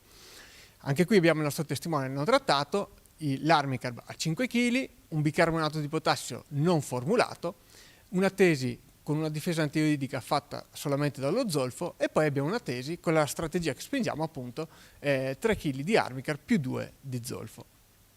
Andiamo a vedere i risultati. Vediamo appunto anche qui il testimone è stato pesantemente danneggiato, per cui abbiamo 93 grappoli su 100 colpiti. Nelle tesi difese con Armicar abbiamo il 23%. Il bicarbonato di potassio tal quale ha fatto segnare un 39%, quindi vediamo che praticamente l'efficacia dell'Armicar è praticamente doppia rispetto al bicarbonato non formulato. Abbiamo poi la tesi col solo zolfo che ha fatto un 67% e poi vediamo la nostra strategia 3 più 2 con lo zolfo che ha praticamente fatto segnare la stessa efficacia rispetto all'Armicar applicato alla dose di etichetta, quindi i 5 kg. Questa è una prova molto tecnica, è stata fatta nel Chianti ed è una prova di selettività del prodotto a diverse concentrazioni. Sappiamo che sempre di più si ha la tendenza ad utilizzare dei volumi di acqua ad ettaro più bassi e siamo andati a studiare come il prodotto si comporta ad alte concentrazioni. Ci siamo messi nella condizione peggiore, per cui siamo su Malvasia bianca, un vigneto che comunque ha un acido con poca pruina e una buccia sottile, per cui è facilmente segnabile appunto dal prodotto. Inoltre ci sono state temperature maggiori dei 40 gradi, per cui abbiamo avuto caldo, applicazioni ripetute e durante la prova non c'è mai stata una precipitazione piovosa, quindi si è avuto anche una sorta di accumulo del prodotto. Questi sono i risultati. Vediamo sulla sinistra il dosaggio dell'Armicar, le prime 3 applicazioni 5 kg ettaro, dopodiché abbiamo la strategia 3 più 2, vediamo i volumi di acqua ettaro utilizzati, 1000 litri, 300 litri, 150 litri e quindi la relativa concentrazione. Lo 0,5 che possiamo dire è una concentrazione assolutamente sicura su qualsiasi coltura, poi abbiamo l'1,7 corrispondente con i 300 litri ettaro e poi abbiamo la concentrazione più alta che è 3,3%. Quello che abbiamo, allora, qui non abbiamo più l'efficacia, ma abbiamo appunto la selettività, per cui il prodotto quello che fa crea delle piccole cicatrici appunto sulla buccia dell'acino. Quanto piccoli? Molto piccoli. Infatti nella tesi peggiore, quindi dove l'Armicar è stato concentrato al 3,3%, abbiamo una severità sul grappolo comunque bassissima, ok? Uno 0,5%. Adesso non so se da casa si vede l'immagine, comunque uno 0,5% su un grappolo corrisponde praticamente ad una piccola cicatrice simile ad una lenticella. Andiamo avanti, questa è un'altra prova, sempre di selettività, questa volta però in miscela con rame. Abbiamo modificato l'etichetta, il prodotto prima da etichetta non era miscibile con rame, quest'anno sarà da etichetta sarà miscibile previo prova. Questa è appunto una prova di miscibilità, abbiamo diverse forme rameiche, dalle più soft diciamo alle più aggressive, per cui un tribasico, un idrossido e uno cicloruro, e poi abbiamo 2 poltiglie diverse che sono state miscelate appunto con la strategia 3+2 con lo zolfo. Anche qui la prova è stata fatta per tutta la stagione di difesa, in questo caso antiperonosporica e oidica. Sono stati usati 500 litri a ettaro di acqua. Quello che è stato visto è che con nessuna forma rameica il prodotto ha dato dei sintomi appunto di fitotossicità. Quello che possiamo dire tecnicamente è appunto che utilizzando dei volumi di acqua consoni e utilizzando dei prodotti rameici di buona qualità, il prodotto è sicuro. È interessante utilizzare l'armica in strategia con rame, anche perché abbiamo visto che c'è comunque una sinergia per quanto riguarda la difesa antiperonosporica. Ci stiamo lavorando, porteremo dei dati nuovi nel corso della prossima stagione, però comunque si ha un chiaro aumento dell'efficacia per quanto riguarda anche la peronospora. Se invece andiamo a utilizzare dei bassi volumi di acqua e dei prodotti rameici più aggressivi o di scarsa qualità, penso a rame con cime, qualche piccolo problema si può avere. Concludo con quello che è il nostro posizionamento appunto strategico sulla vite. È un prodotto che diamo da fine allegagione a invaiatura a maturazione, il dosaggio di etichetta è 5 kg ettaro, anche se la nostra strategia di copertura è quella di fare 3 kg di Armicar più 2 dello zolfo. Sono 2 prodotti sinergici, in questo modo vado a ottimizzare il costo della copertura, vado a portare meno zolfo in cantina, questo sappiamo è sempre più importante soprattutto sui vini bianchi, e comunque questo tipo di strategia mi consente di avere un'efficacia paragonabile o anche superiore ad alcuni prodotti di sintesi. Con questo vi saluto e lascio la parola. Grazie allora al dottor Moretti, e passiamo ora e continuiamo con prodotti bio, con Manica, il dottor Alessandro Sambin. Parliamo di olio essenziale di arancio dolce, no? Grazie, Prego. Buongiorno a tutti. Io sono Alessandro Sambin, sono responsabile commerciale di Manica per il Nord-Est.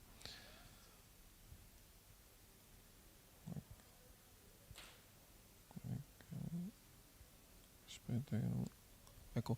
Volevo fare solamente 2 parole sulla ditta per cui lavoro. Manica è un'azienda italiana che produce in Italia da oltre 70 anni, specializzata nella produzione dei principali sali di rame utilizzati in agricoltura. Manica negli ultimi anni ha fatto degli sforzi importanti per affinare i propri prodotti e dedicarli specificatamente alle esigenze dell'agricoltura biologica moderna, che richiede sempre meno residui e sempre maggiore efficienza di tali prodotti, soprattutto nell'ottica di una riduzione del quantitativo di ione rame a ettaro come previsto dalle norme vigenti. Oggi volevo parlare di 2 punte di diamante di Manica per quanto riguarda la difesa peronosporica nella viticoltura biologica. Non sono 2 novità, soprattutto il Bordeaux Flow, che è un prodotto ormai storico per Manica, ma che nel corso degli anni ha sempre visto un continuo miglioramento della propria formulazione, proprio in un'ottica di adattamento alle esigenze moderne. E l'Imoside o l'Imocide, che è un prodotto di recente introduzione nel catalogo Manica, ma che bene si inserisce e lavora in sinergia con i prodotti rameici Manica. Bordeaux Flow, per chi non conoscesse, è una particolare poltiglia bordolese in sospensione concentrata con una concentrazione di 124 grammi litro, formulata appositamente per impiegare meno rame possibile nella difesa antiperonosporica, caratterizzata da una particolare finezza delle proprie particelle, derivante proprio dal processo produttivo brevettato da Manica per tale formulazione. Inoltre si differenzia anche per un pH neutro che ne garantisce un uso tranquillo in tutte le fasi fenologiche della pianta e una possibile miscelazione praticamente con tutti i prodotti in commercio. ma la caratteristica principale di Manica, che la differenzia principalmente dalle classiche poltiglie Vuguet, è la formulazione dei suoi conformulanti, nella fattispecie la gomma Xantana, che caratterizza la formulazione del Bordeaux Flow. La gomma Xantana è un conformulante che viene utilizzato addirittura nell'alimentazione umana, perciò da qui si evince che ha una tossicologia molto bassa, ma garantisce anche altre delle caratteristiche particolari al Bordeaux Flow, soprattutto l'alta adesività e l'alta resistenza al delavamento che la caratterizza e la differenzia dalle classiche poltiglie Voguet. Questo ne permette appunto una maggiore efficacia, una maggiore efficienza, perciò la possibilità di avere un dosaggio più basso di ione rame. Inoltre, proprio per questo suo componente, diventa l'unica poltiglia in commercio a vantare una buffer zone solo di 5 metri entro la fioritura e di 0 metri dalla fioritura in poi. Inoltre, lo stesso formulato permette di avere una formulazione stabile nel tempo e che non ha problemi di floculazione. Infatti da 2 anni commercializziamo anche tale prodotto in confezioni da 600 o 1000 litri senza avere nessun problema. Il secondo prodotto è il Limoside, olio essenziale d'arancio con una concentrazione di 60 grammi litro in formulazione liquida, registrato sia come fungicida che come insetticida. Questo è un prodotto moderno che però richiede una conoscenza specifica nella sua applicazione, in quanto non è un prodotto che va utilizzato semplicemente in una dose a ettaro, ma in concentrazione, la cui concentrazione va appunto tarata in base anche alla temperatura. L'etichetta di Limocide prevede vari target, principalmente l'oidio, in quanto agisce su tutte le forme di questo fungo, sia dalla sporulazione che dalla germinazione. La peronospora, i tripidi e di recente introduzione anche lo Scaphoidea titanus, diventando un insetticida biologico per la lotta a questo insetto. E le rinosi.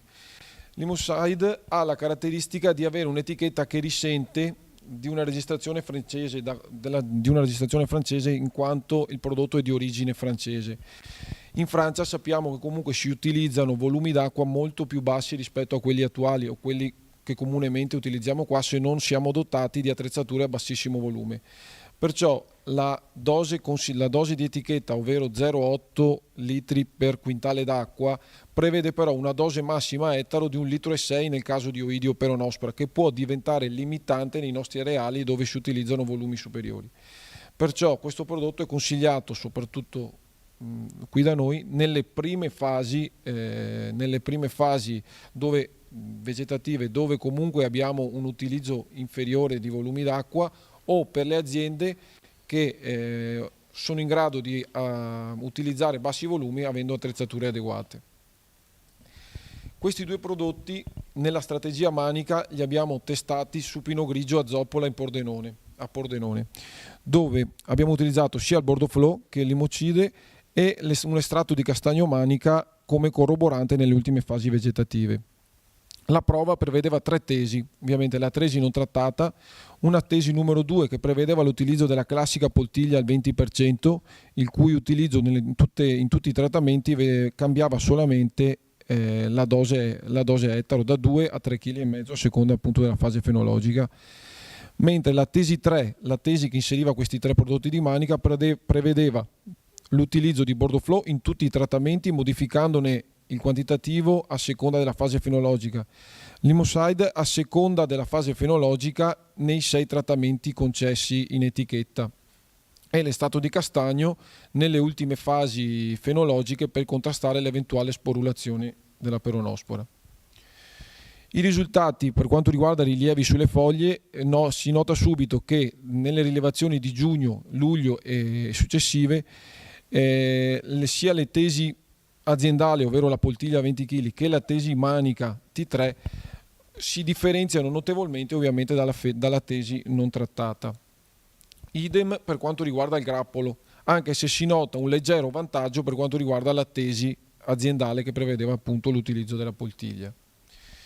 Da qui possiamo trarre le seguenti conclusioni vedendo questi dati, che comunque la tesi aziendale è andata numericamente meglio della tesi Manica, però bisogna tenere in conto che nella tesi aziendale abbiamo superato i 4 kg, ovvero abbiamo utilizzato 4,6 kg sforando il limite concesso, mentre nella tesi manica siamo rimasti al di sotto di tale soglia, ovvero utilizzando solo 3,2 kg, perciò teoricamente e non solo avremo a disposizione altri 0,8 kg a ettaro da utilizzare per migliorare tale strategia. Inoltre la strategia manica ha comunque garantito un'ottima difesa sia per quanto riguarda i grappoli che le foglie in termini di severità. Nonostante, bisogna ricordarlo, in questa prova i trattamenti sono stati fatti a calendario, perciò non ponderati in base agli eventi piovosi o alle fasi fenologiche prestabilite. Inoltre dobbiamo ricordare che la tesi manica vantava anche un effetto collaterale sull'oidio e, utilizzando l'imosside, anche sulle cicaline, ovvero lo Scaphoideus titanus. Inoltre negli ultimi trattamenti abbiamo rilevato il fatto che siamo riusciti a bloccare le fasi sporulanti della peronospora, a differenza della tesi aziendale. E vi ringrazio. Anche per i tempi in cui è rimasto all'interno dei 10 minuti. Purtroppo io insisto sempre su questa cosa, però è proprio una questione di necessità. Il dottor Andrea Bagnalasta della Gowan, che adesso ci presenterà un coadiuvante speciale per agrofarmaci, no? Prego, dottore. Grazie, buongiorno. Io sono Andrea Bagnalasta, mi occupo di sviluppo e sperimentazione in Gowan e oggi appunto vi presento Mago, un coadiuvante adatto per l'associazione insieme agli agrofarmaci. Ha 4 attività fondamentalmente, che poi vedremo meglio successivamente: un'attività come coadiuvante, una seconda come antischiuma, una terza come adesivante e poi un'attività antideriva.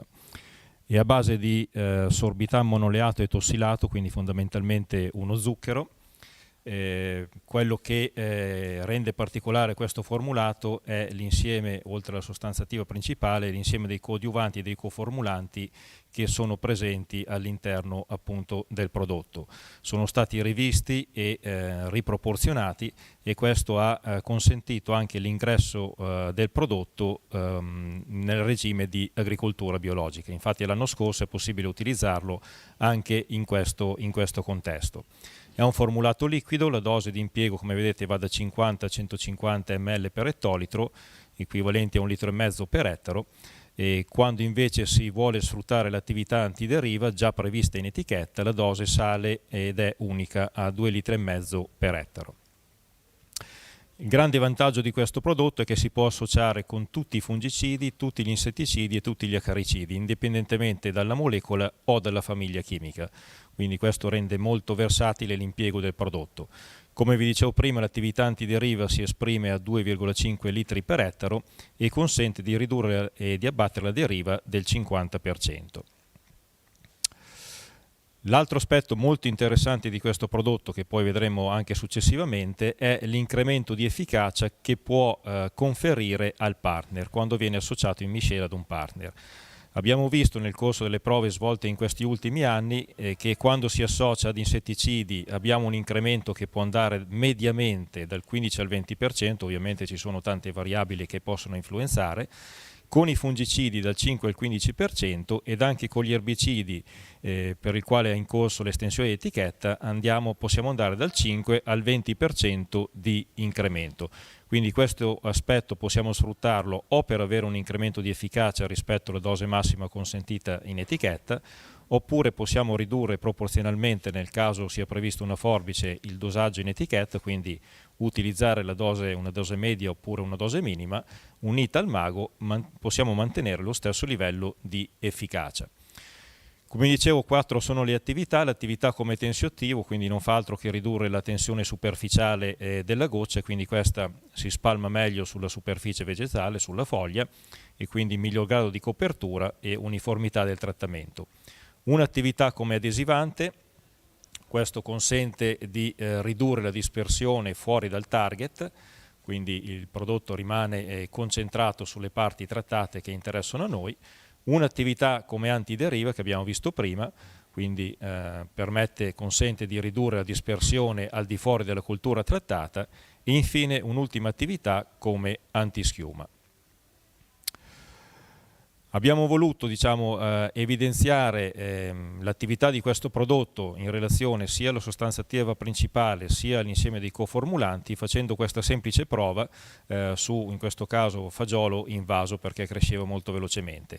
Quindi, come potete vedere, abbiamo preso la nostra molecola zoxamide e l'abbiamo unita, miscelata insieme ad altre sostanze bagnanti o ritenuti tali e molto diffusi e utilizzati, e poi a 2 ore dal trattamento siamo andati a valutare la quantità di sostanze attive in termini di ppm che si ritrovava in questo caso sulla pianta di fagiolo. Come potete vedere casi che vedete qui raffigurati, per alcuni di essi non c'è differenza o poca differenza fra avere la sostanza attiva pura o averla miscelata insieme ad un altro partner. Nel caso del mago, l'istogramma rosso, vedete come a 2 ore al trattamento noi abbiamo circa il 40% in più di sostanza attiva depositata in questo caso sulla foglia. Quindi maggiore quantità di sostanza attiva, maggiore anche attività fungicida, a differenza di altre associazioni che invece non consentivano di raggiungere questo differenziale in termini percentuali. Altro aspetto che si è notato, ma questo è un po' una conseguenza, le gocce essendo più piccole asciugano prima e abbiamo calcolato circa una riduzione del tempo di asciugatura del 30%. Questo può tornare utile quando magari si vanno a svolgere trattamenti in condizioni climatiche avverse, quindi magari minaccia di piogge o quant'altro. Vi mostro alcune prove sperimentali, soprattutto mirate alla riduzione delle sostanze rameiche, in quanto abbiamo dei tetti, dei limiti da rispettare. Questa è una prova svolta dalla Fondazione MA, quindi a San Michele all'Adige, nel corso del 2018. Avevamo provato in questo caso una dose di Airone più, che è il nostro rame con il nostro formulato a base di 2 sali di rame da idrossido ed ossicloruro, alla dose di 2,5 kg per ettaro, somministrando quindi 700 grammi di rame metallo, poi una dose ridotta a 1,5 kg, quindi diventano 420 grammi di rame metallo più 1,5 litri di mago, unito per un confronto insieme ad uno standard che era una poltiglia bordolese a 4 kg, quindi 800 grammi di rame metallo. Qui di fianco vi ho messo le percentuali di riduzione del rame rispetto alla dose minima, quindi i 420 grammi significano il 40% in meno nel primo caso e il 47,5% in meno nel caso degli 800 grammi. Come potete vedere, questi sono i risultati in termini di incidenza e di severità sulla foglia. L'istogramma rosso presenta la soluzione Airone più mago. In termini di efficacia non abbiamo sostanzialmente differenze, quindi sia rispetto alla dose piena di rame sia rispetto alla dose piena di poltiglia bordolese. Il livello di efficacia è assolutamente identico, quindi questo si può ottenere con l'associazione di questo prodotto applicando contemporaneamente una riduzione importante di rame. Stesso risultato è stato ottenuto sostanzialmente sui grappoli, a livello in termini di efficacia non ci sono differenze e nemmeno in termini statistici fra la dose piena di rame, la dose ridotta più mago e la poltiglia bordolese. Una seconda prova svolta da Agrea, questa volta siamo in provincia di Verona, in Veneto. L'impostazione è la medesima, il protocollo è identico, quindi riduzione di rame circa 300 grammi in meno rispetto alla soluzione rameica con l'Airone e quasi 400 in meno rispetto alla poltiglia bordolese, ed anche in questo caso sia in termini di incidenza che di severità non ci sono sostanziali differenze fra le tesi provate in questa occasione, quindi assolutamente identiche e comparabili. Stessa identica cosa ovviamente anche per il grappolo, quindi ha dimostrato, ne abbiamo fatte altre in altre località, la media è sempre risultata la medesima, quindi non ci sono differenze statistiche né in termini percentuali fra le dosi piene di rame e le dosi ridotte più il mago. Quindi riassumendo, migliora l'efficacia e l'efficienza dei trattamenti fitosanitari grazie anche a questo incremento che è in grado di conferire al partner, ampia flessibilità di impiego in quanto applicabile con tutti i fungicidi e tutti gli insetticidi e di prossima estensione anche sugli erbicidi, 4 funzioni in unica soluzione, quindi coadiuvante, antideriva, antischiuma e adesivante, e dall'anno scorso, come vi dicevo, il prodotto è applicabile anche in agricoltura biologica. Io ho terminato, vi ringrazio. Allora adesso passiamo a Corteva con il dottor Nicola Varalta. Torniamo con prodotti che ormai sono diventati dei classici come lo Zorbeck, adesso vediamo un po' di entrare anche nei particolari e le novità anche di questo prodotto già conosciuto tra l'altro. A lei dottore. Esattamente, grazie a tutti e buongiorno. Nicola Varalta, responsabile tecnico Nord-Est Italia per Corteva. Come diceva giustamente Fiorello prima, ripercorriamo un attimo quelli che sono per noi le reference nella difesa antiperonosporica e antioidica del vigneto. Sarà una carrellata veloce e andremo a vedere quelle che sono anche delle possibili soluzioni a tanti problemi che ci siamo sentiti dire fino adesso e nelle introduzioni dei vari relatori. La sfida di una difesa fitosanitaria che diventa sempre più complicata, dicevamo, no?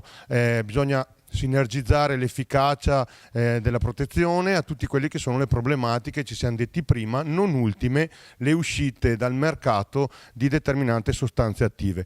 Uscite dal mercato di questi prodotti che ci vedono sempre più attenti a proteggere quelle che sono le referenze che abbiamo ad oggi nella difesa, in questo caso antiperonosporica. Velocemente ricordiamo la molecola Oxathiop in Corteva negli anni scorsi e lanciata e posizionata con quelle che sono le formulazioni ready mix che Corteva propone, formulazioni già pronte all'uso con tutte quelle che sono le caratteristiche di una formulazione ready mix e quindi con tutti quelli che sono i vantaggi di massima sinergia, prontezza in miscelazione, minore ingombro e una disponibilità nelle varie taglie che conoscete bene, si può adattare dalle piccole alle grandi superfici vitate di tutto il nostro areale, fortemente impattato. Due sono le caratteristiche fondamentali, insomma, l'attività di oxatiapiprolin, che sappiamo essere un prodotto sistemico a attività acropeta, legato nel caso di Vinabel con la zoxamide, dopo vedremo, ma le conoscete già tutti, le caratteristiche dei due partner, e nel caso di Vinabria con il Folpet, quindi con un prodotto ad attività multisito. Quali sono le caratteristiche dei partner e perché? Fondamentalmente molto diverse, che si prestano a tutte quelle che sono le linee tecniche molto diversificate, come abbiamo detto prima, si voglia per un rispetto dei disciplinari, ma di protocolli privati o comunque di limitazioni legate all'impiego di determinati prodotti con frasi di rischio che non ne consentono l'utilizzo in alcuni areali. Abbiamo la possibilità di lavorare sia su diverse fasi ma anche su diversi areali, appunto grazie alla caratteristica del Folpet, prodotto multisito storico ad azione di contatto, e della zoxamide, il cerodinamico per eccellenza, che va a lavorare anche su altre patologie. Molto velocemente quella che è un po' la strategia che abbiamo deciso di mettere in piedi l'anno scorso, anche al fine di massimizzare i risultati in campo e salvaguardare la molecola oxatiapiprolin. Come ben sapete, abbiamo sempre lavorato con il consiglio tecnico di lavorare con uno Zorbeck Vinabria o Vinabel che sia, seguito nelle varie finestre a seconda di quelle che sono le condizioni di campo e atmosferiche dal secondo trattamento. L'anno scorso abbiamo deciso di mettere sull'areale del Triveneto alcune prove. In questa vediamo quella di Casalsa della Delizia, ne abbiamo anche a Verona e ne abbiamo fatta una anche nella Bassa Padovana, una strategia che preveda l'attività specifica del multisito in prefioritura e successivamente della zoxamide, quindi del cerodinamico in postfioritura. Potete vedere che l'efficacia sicuramente è molto buona di tutte e tre le strategie, però la combinazione dell'impiego di Zorbeck con il Folpet in prefioritura seguito da un cerodinamico nelle fasi da grano di pepe o comunque immediata post fioritura ha dato quei 2 punti e mezzo che ci hanno fatto capire, e queste prove, questo è un dato che poi lega tutte le prove che abbiamo nell'areale, ci ha fatto vedere come l'importanza, soprattutto in una stagione come l'anno scorso dove l'incidenza della peronospora era molto elevata, l'importanza di lavorare con un multisito su una fase di prefioritura, andando a sfruttare quelle che sono le caratteristiche sistemiche con una sistemia lenta che però va a proteggere al massimo il grappolo, ha dato sicuramente quei 2 punti e mezzo o forse più anche in altri casi che hanno visto questa soluzione essere la più performante. Questa era la proposta che volevamo comunque fare nei territori, negli areali in cui l'impiego delle due molecole partner Azorvec è consentito. Riteniamo che sia una terza soluzione alle due che sempre abbiamo proposto per ottimizzare quella che è ormai anche, possiamo dire, una pochezza di prodotti, perché ne stiamo via via perdendo e come società ne abbiamo persi diversi, nella difesa antiperonosporica e non solo. Strategia questa che si va ad integrare poi con quelle che sono le misure di prevenzione e di resistenza ai fungicidi. All'alternanza di diversi meccanismi d'azione sicuramente favorisce un migliore, garantisce anche, se vogliamo, una miglior persistenza di quelle che sono le molecole come oxatiapiperolini che necessitano di un partner. Quindi diventa una soluzione, come abbiamo detto prima, strategica ma fondamentalmente anche sostenibile.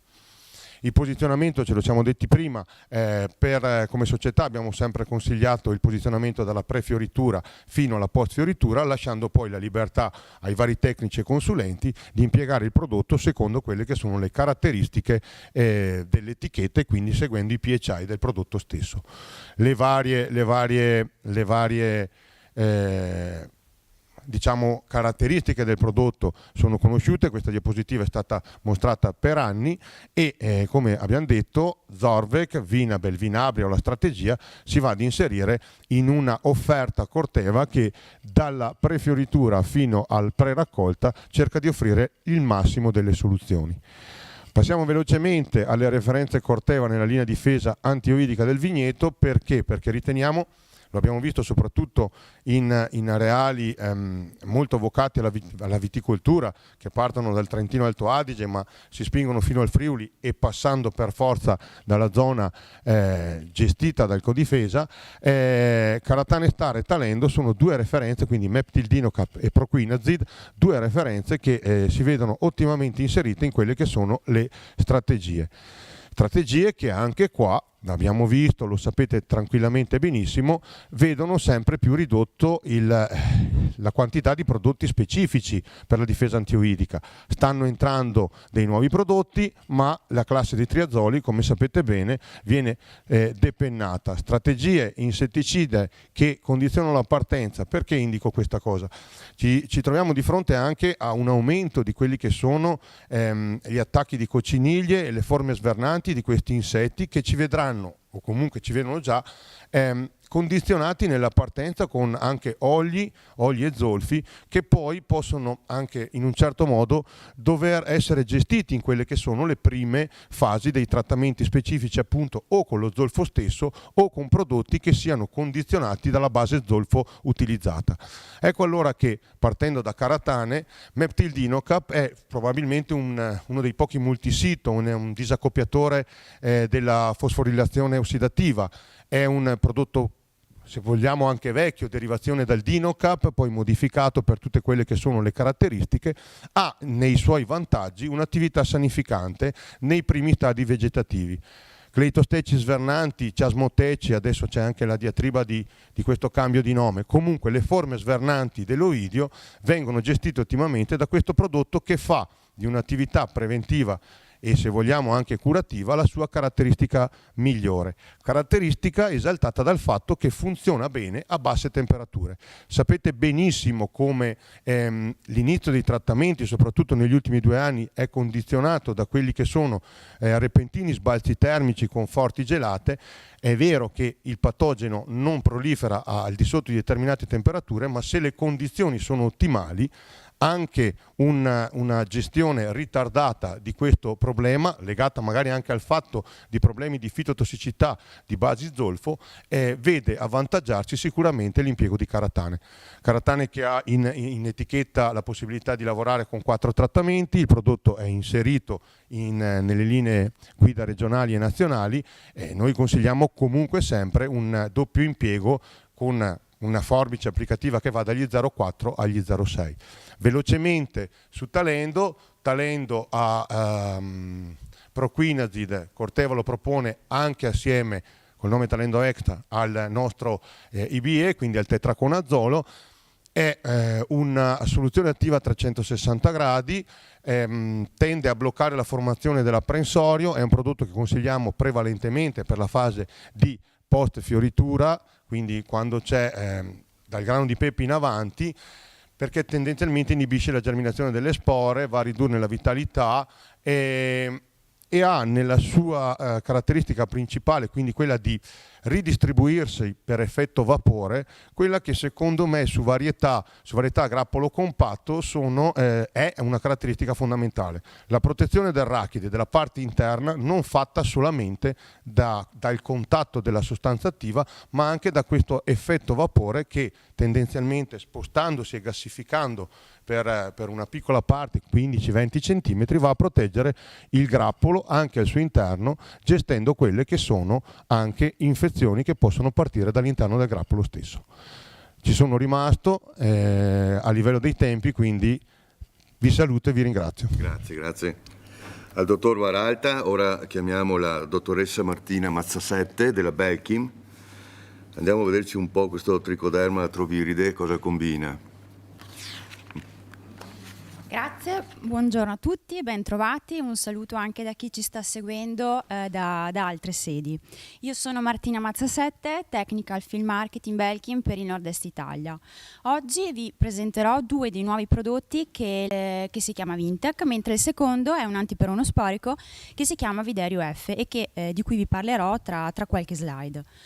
Ma partiamo con ordine. Vintec è un prodotto a base di tricoderma artroviride del ceppo SC1 con una concentrazione di 10 alla 13ª unità formanti colonie per chilo, quindi un formulato estremamente concentrato.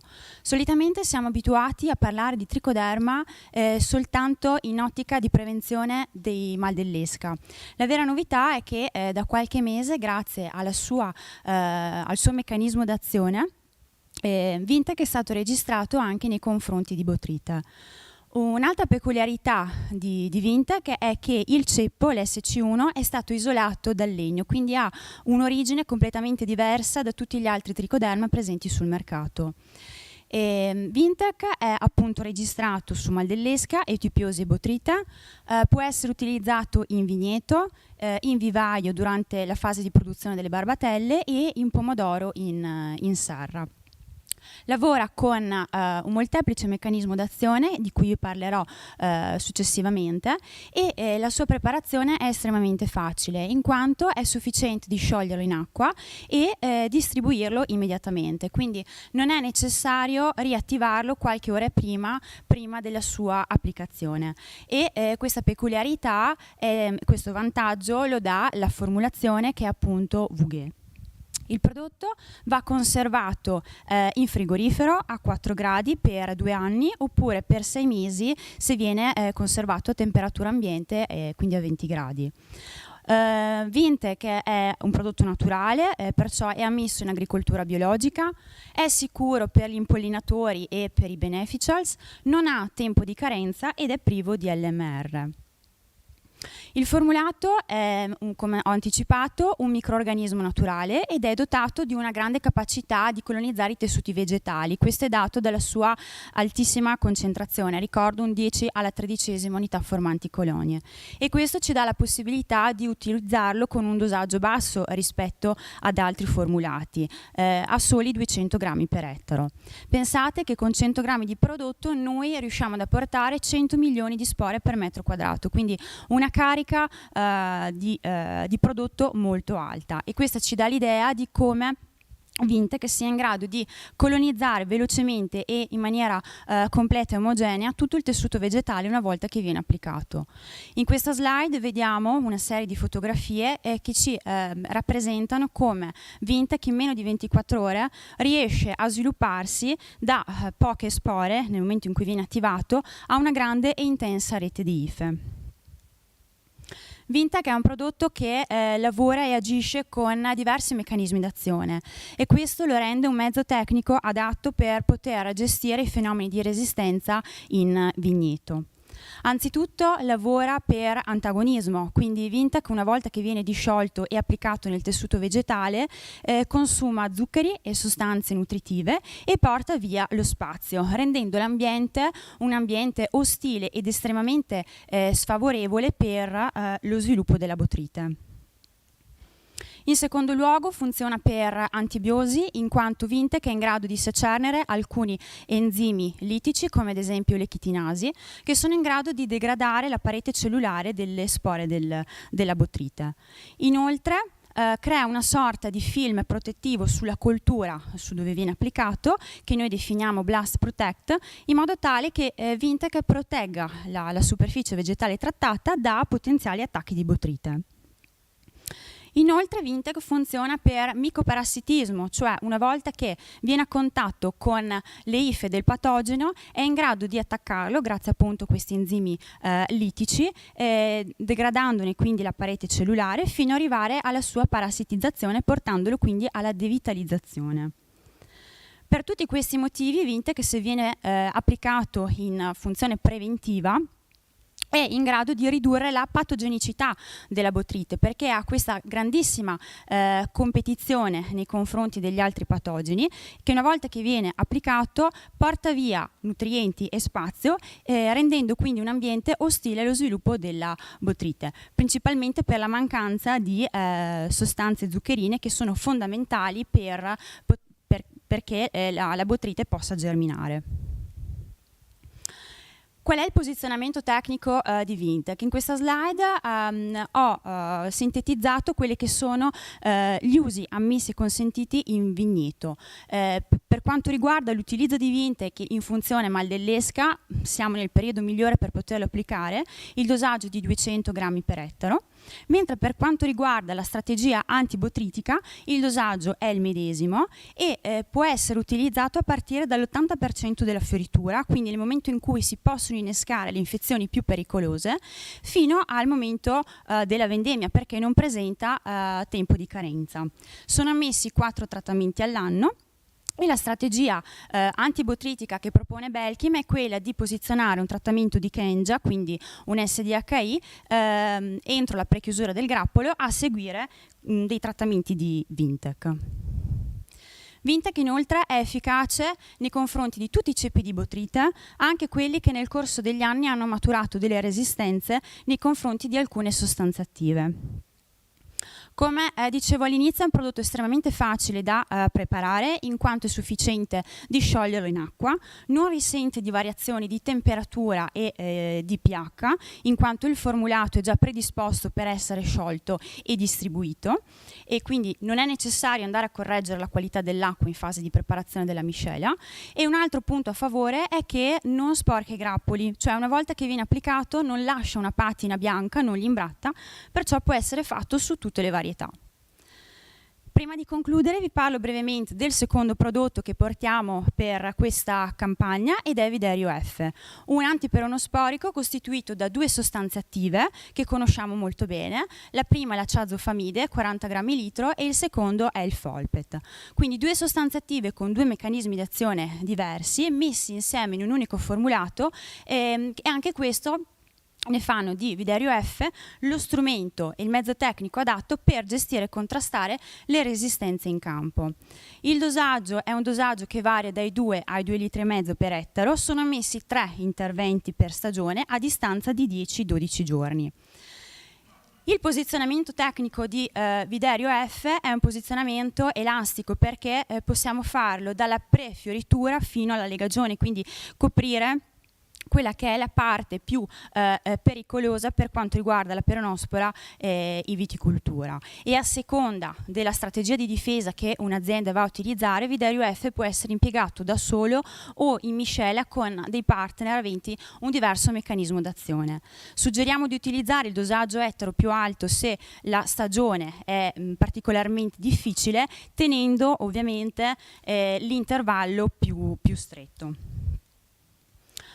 Per ulteriori approfondimenti, per rispondere a qualsiasi vostra curiosità, ricordo che io e anche i miei colleghi del territorio siamo a vostra disposizione. Io vi ringrazio per l'attenzione, vi auguro un buon lavoro e soprattutto una buona campagna 2022. Grazie Martina Mazzassette per la sua relazione. Passiamo alla Bayer,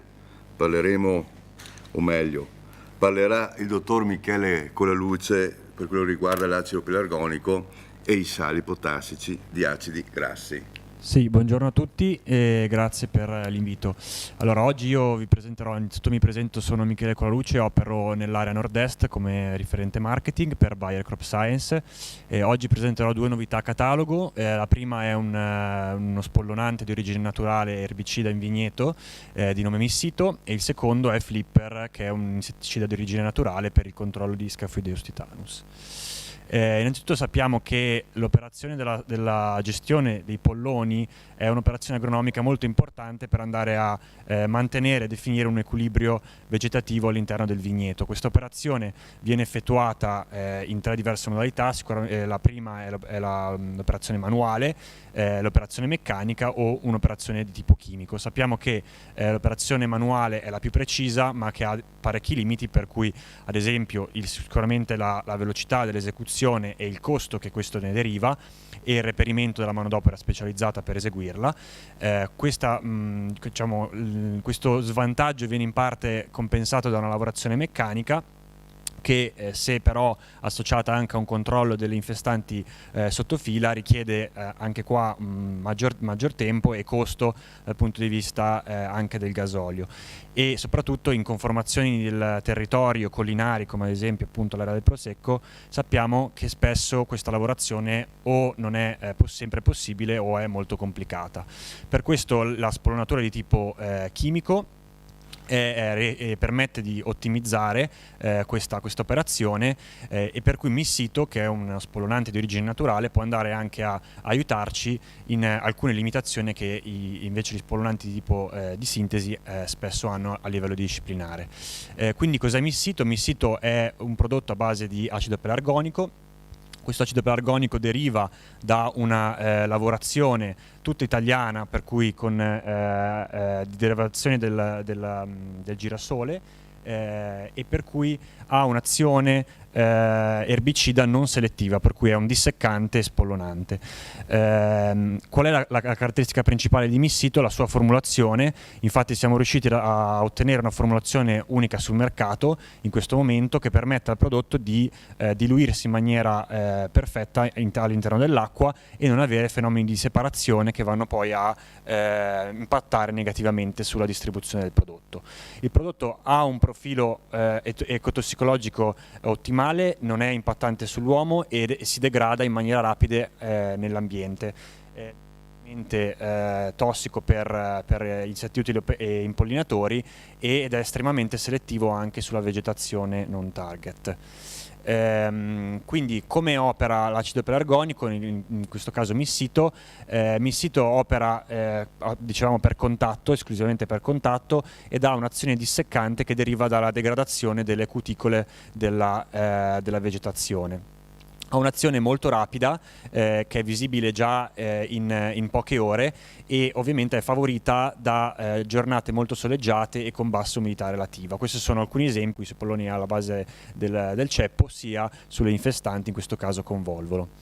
Una premessa importante da fare quando si parla di prodotti di origine naturale, ma soprattutto prodotti di contatto, è sicuramente quello dell'applicazione. Infatti sappiamo che nei confronti di un prodotto di tipo sistemico, quando un prodotto ha solamente un'attività di contatto, è importante curare quelli che sono tutti gli aspetti legati alla distribuzione. Sicuramente prima di tutto il timing applicativo, per cui quando io vado a applicare il prodotto è molto importante.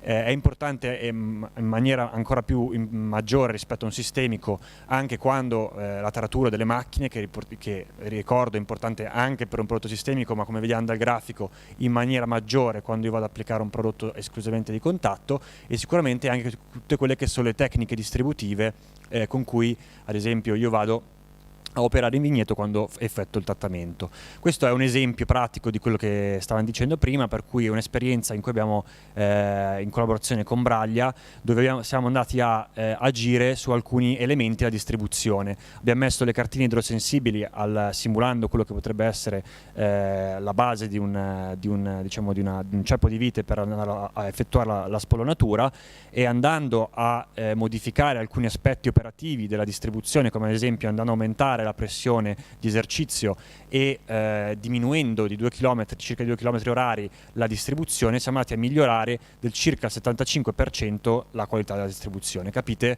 che questo soprattutto quando operiamo con un prodotto come Missito, è fondamentale nell'andare a avere un'efficacia soddisfacente nel trattamento. Quindi qual è il posizionamento tecnico che noi proponiamo per il prodotto Missito? Noi consigliamo di iniziare con una spollonatura di tipo meccanica a inizio primavera, per poi andare a continuare con primavera più inoltrata, per cui tendenzialmente fine maggio, inizio giugno in questi areali, con 1 o 2 trattamenti se necessari con Missito. Il dosaggio minimo che noi consigliamo è quello di 7 litri ettaro, con un buon volume di bagnatura, e ovviamente curando tutti gli aspetti che abbiamo visto della distribuzione, per cui taratura e favorire ugelli con gocce fini. Per una buona pratica della spollonatura ovviamente si consiglia anche di evitare una lunghezza maggiore ai 15 cm dei polloni. Ricapitolando quindi quali sono i vantaggi del prodotto Missito, sicuramente è una soluzione ideale per le aree collinari, dove anche a causa dei fenomeni di erosione si tende a non operare con un'operazione di tipo meccanico, ha un ottimo profilo ecotossicologico secondo quelle che sono tutte le indicazioni e le buone pratiche per i prodotti di origine naturale. Riduce la possibilità di avere fitopatie del legno, spesso causate da lavorazioni meccaniche ripetute e magari anche forzate sul legno, ottimizza quelli che sono i costi operativi, ed è perfettamente selettivo sui nuovi impianti barbatelle, per cui si presta anche questo tipo di utilizzo. È anche un ottimo partner per il diserbo in vigneto, andando a completare lo spettro anche su infestanti difficili come coniza, convolvolo, quiseto e tante altre graminacee. Passando invece a Flipper. Flipper è un insetticida, dicevamo, di tipo di origine naturale, deriva anche qui da una lavorazione dell'olio extravergine di oliva, per cui appunto ha tutte le caratteristiche di quelle che sono i prodotti di origine naturale, per cui basso rischio, nessun LMR, per cui nessun residuo finale alla raccolta, e il principio attivo sono sali potassici di acidi grassi. Come agisce il prodotto? Il prodotto penetra negli insetti a corpo molle, per cui in questo caso afidi e cicaline sulla vite, interrompe la funzionalità cellulare, per cui l'insetto smette di alimentarsi e poi arriva a disidratare completamente l'insetto, come vediamo nelle foto sottostanti. Questo è importante anche tutto il profilo ecotossicologico del prodotto. Dicevamo è un prodotto moderno, per cui perfettamente selettivo nei confronti di tutti gli insetti in vigneto, insetti utili, per cui vediamo i fitoseidi, ma anche tutti gli insetti parassitoidi e predatori principali. E quindi il posizionamento tecnico che noi consigliamo per il prodotto nei confronti della flavescenza, che come abbiamo sentito è la problematica più importante in questo momento sicuramente nei vigneti nel nord-est, è quello di applicare il prodotto nella prima e seconda età dello sviluppo. Questo deriva ovviamente da una serie di prove che abbiamo fatto negli ultimi anni, anche con tutti i principali operatori del settore, per cui sicuramente il Criari Conegliano, ma tanti altri, dove siamo andati a vedere che posizionati nelle prime fasi molto su quelli che sono tutti gli aspetti distributivi per andare a migliorare e ottimizzare le applicazioni con questo prodotto, e da queste esperienze consigliamo una concentrazione non minore all'1% ogni 100 litri, per cui con buoni volumi, anche qua buoni volumi di bagnatura, perché parliamo di un prodotto che agisce solamente per contatto e sappiamo qual è la parete fogliare quando arriviamo in questa fase di sviluppo della vite. Anche qui utilizzare ugelli con bassa portata e aumentare la pressione per raggiungere un buon volume di bagnatura, e evitare, nel caso di acque dure, molto dure, evitare l'utilizzo di queste acque, oppure utilizzare degli agenti complessanti come ad esempio l'acido citrico. è una buona pratica anche quella di intervenire la sera per permettere al prodotto di avere un periodo di bagnatura più lungo e ottimizzare per cui l'efficacia stessa del prodotto. È un prodotto flipper che ha ricevuto nell'ultimo periodo, nell'ultimo anno, anche delle importanti estensioni in etichetta. È un prodotto che ha tantissime culture e anche su vite ha recentemente avuto un'estensione anche per quanto riguarda cocciniglia e filossera della vite. Io con questo vi ringrazio e vi lascio i miei riferimenti. Grazie dottore, grazie dottor Colaluce. Passiamo alla BASF, la penultima società a cui sarà data la parola, col dottor Mirko Valente, e parleremo su un prodotto che state pubblicizzando proprio ultimamente in questi giorni. Esatto, eccomi. Buongiorno, anche da parte mia, io sono Mirko Valente, sono responsabile tecnico per BASF a livello Italia per quanto riguarda i prodotti che vanno su vite da vino e su frutta, quindi mi occupo prevalentemente dello sviluppo e della messa a punto dei nuovi prodotti. Oggi vi parlerò di alcune estensioni di impiego di Serifel, quindi del nostro Bacillus amyloliquefacens che ha recentemente ottenuto per quanto riguarda la vite. Parliamo, come accennavo, di un Bacillus amyloliquefacens, quindi un ceppo originale frutto della ricerca di BASF che viene proposto in formulazione in polvere ed è già autorizzato da qualche anno e tra l'altro era stato presentato proprio in questa occasione, mi sembra 2 edizioni fa. Si tratta di un fungicida biologico. È un nuovo ceppo di Bacillus amyloliquefacens che ha caratteristiche interessanti. Questo nuovo ceppo è stato selezionato e messo a punto proprio per la sua capacità di crescere e di moltiplicarsi in un ampio range di temperature e anche di diverse condizioni di umidità. Chiaramente nell'ambito di questi prodotti la differenza la può fare le caratteristiche del ceppo da un lato e dall'altro anche le caratteristiche del formulato. Difatti per quanto riguarda Serifel si è lavorato molto per ottimizzare il formulato che è a base di solo spore di principio attivo. Questo è un aspetto rilevante perché permette alle spore di germinare rapidamente e quindi di colonizzare rapidamente la vegetazione e tra l'altro è anche uno dei motivi per cui Serifel è attivo a basse dosi per ettaro. Come vedete in questa diapositiva parliamo di un formulato che nel caso della vite ma anche di diverse colture orticole va alla dose di mezzo chilo per ettaro, che è anche un aspetto pratico.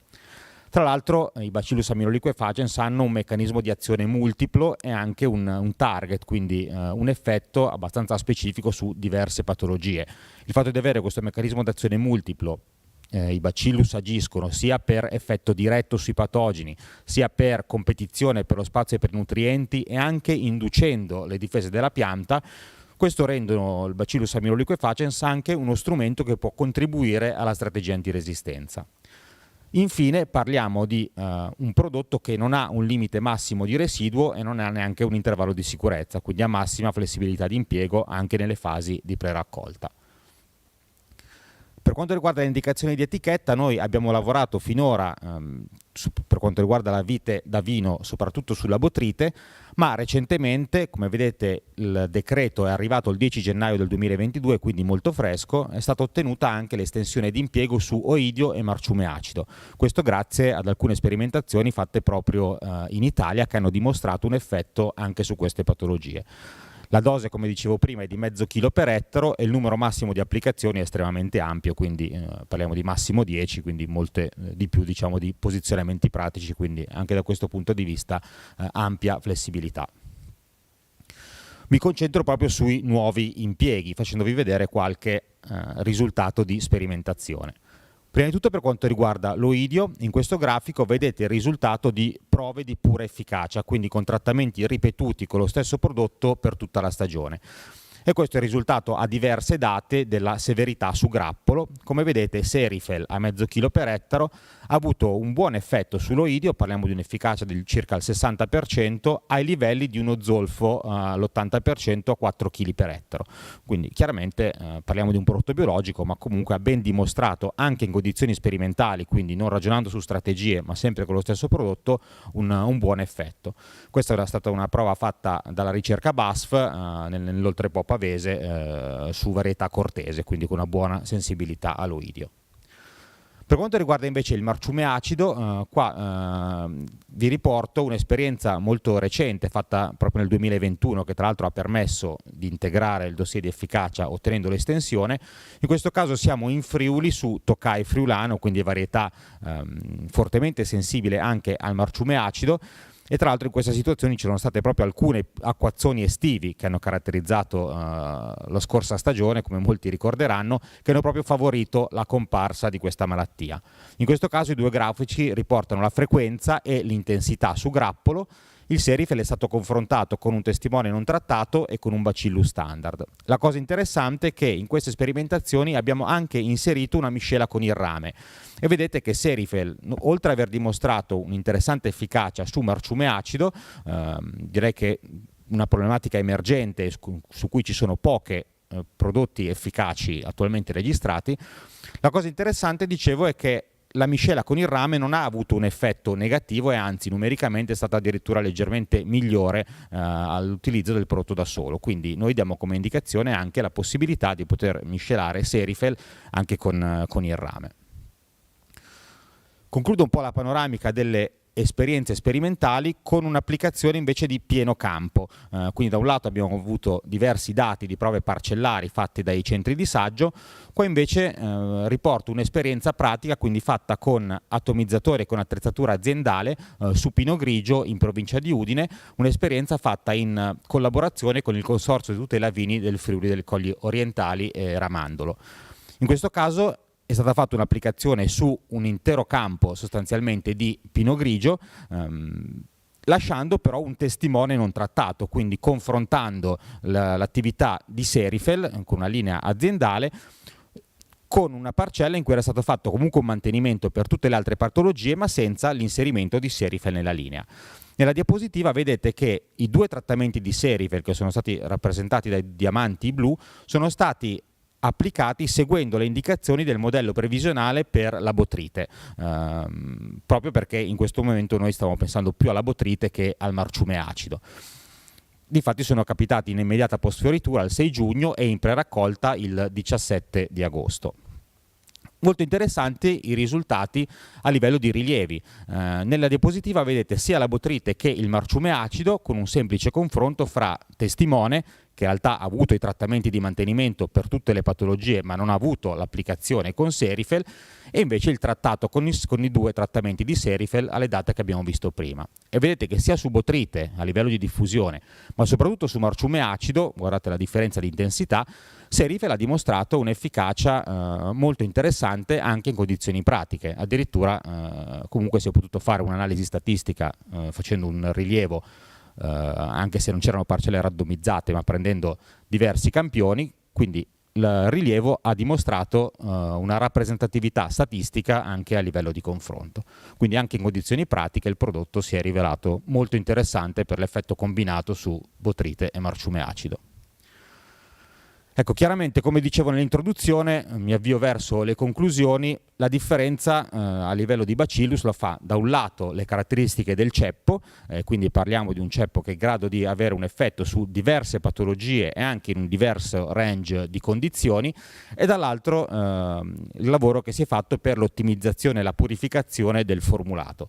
Grazie a questo quindi abbiamo una dose di impiego pratica di mezzo chilo per ettaro e soprattutto, anche questo è un aspetto molto pratico, non abbiamo raccomandazioni particolari a livello di conservazione, quindi Serifel può essere conservato ovviamente avendo l'attenzione di non sottoporlo a condizioni estreme di temperatura e umidità, ma comunque può essere conservato come un normale agrofarmaco.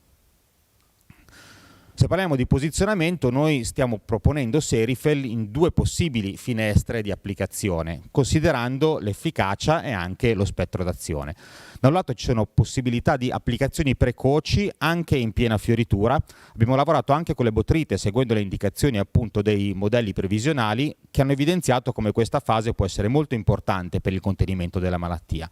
Chiaramente posizionando Serifel a cavallo verso fine della fioritura si può contare anche su un contributo alla strategia di contenimento dell'oidio, oltre che sull'effetto antibotritico.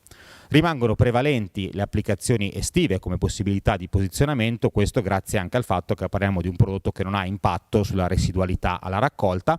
In questo caso si può controllare la botrite, può essere un'alternativa allo zolfo per quanto riguarda la strategia antioidica, soprattutto per quei posizionamenti in cui lo zolfo può non essere particolarmente gradito o per grappoli particolarmente sensibili alla selettività, oppure anche per indicazioni e richieste a livello di cantina. Tra l'altro per i posizionamenti estivi noi diamo un'indicazione che il prodotto può essere miscibile con il rame, e questo può essere anche un altro aspetto pratico importante.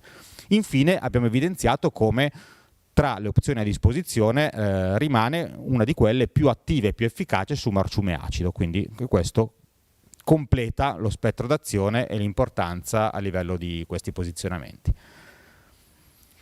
Ho ancora un minuto, quindi do solo 2 anticipazioni. Oggi siamo focalizzati su Serifel perché è una registrazione appena arrivata a livello di estensioni di impiego. Cito 2 nuovi prodotti che sono in corso di autorizzazione perché siamo fiduciosi in questo momento che possano arrivare in tempo per la prossima campagna vite.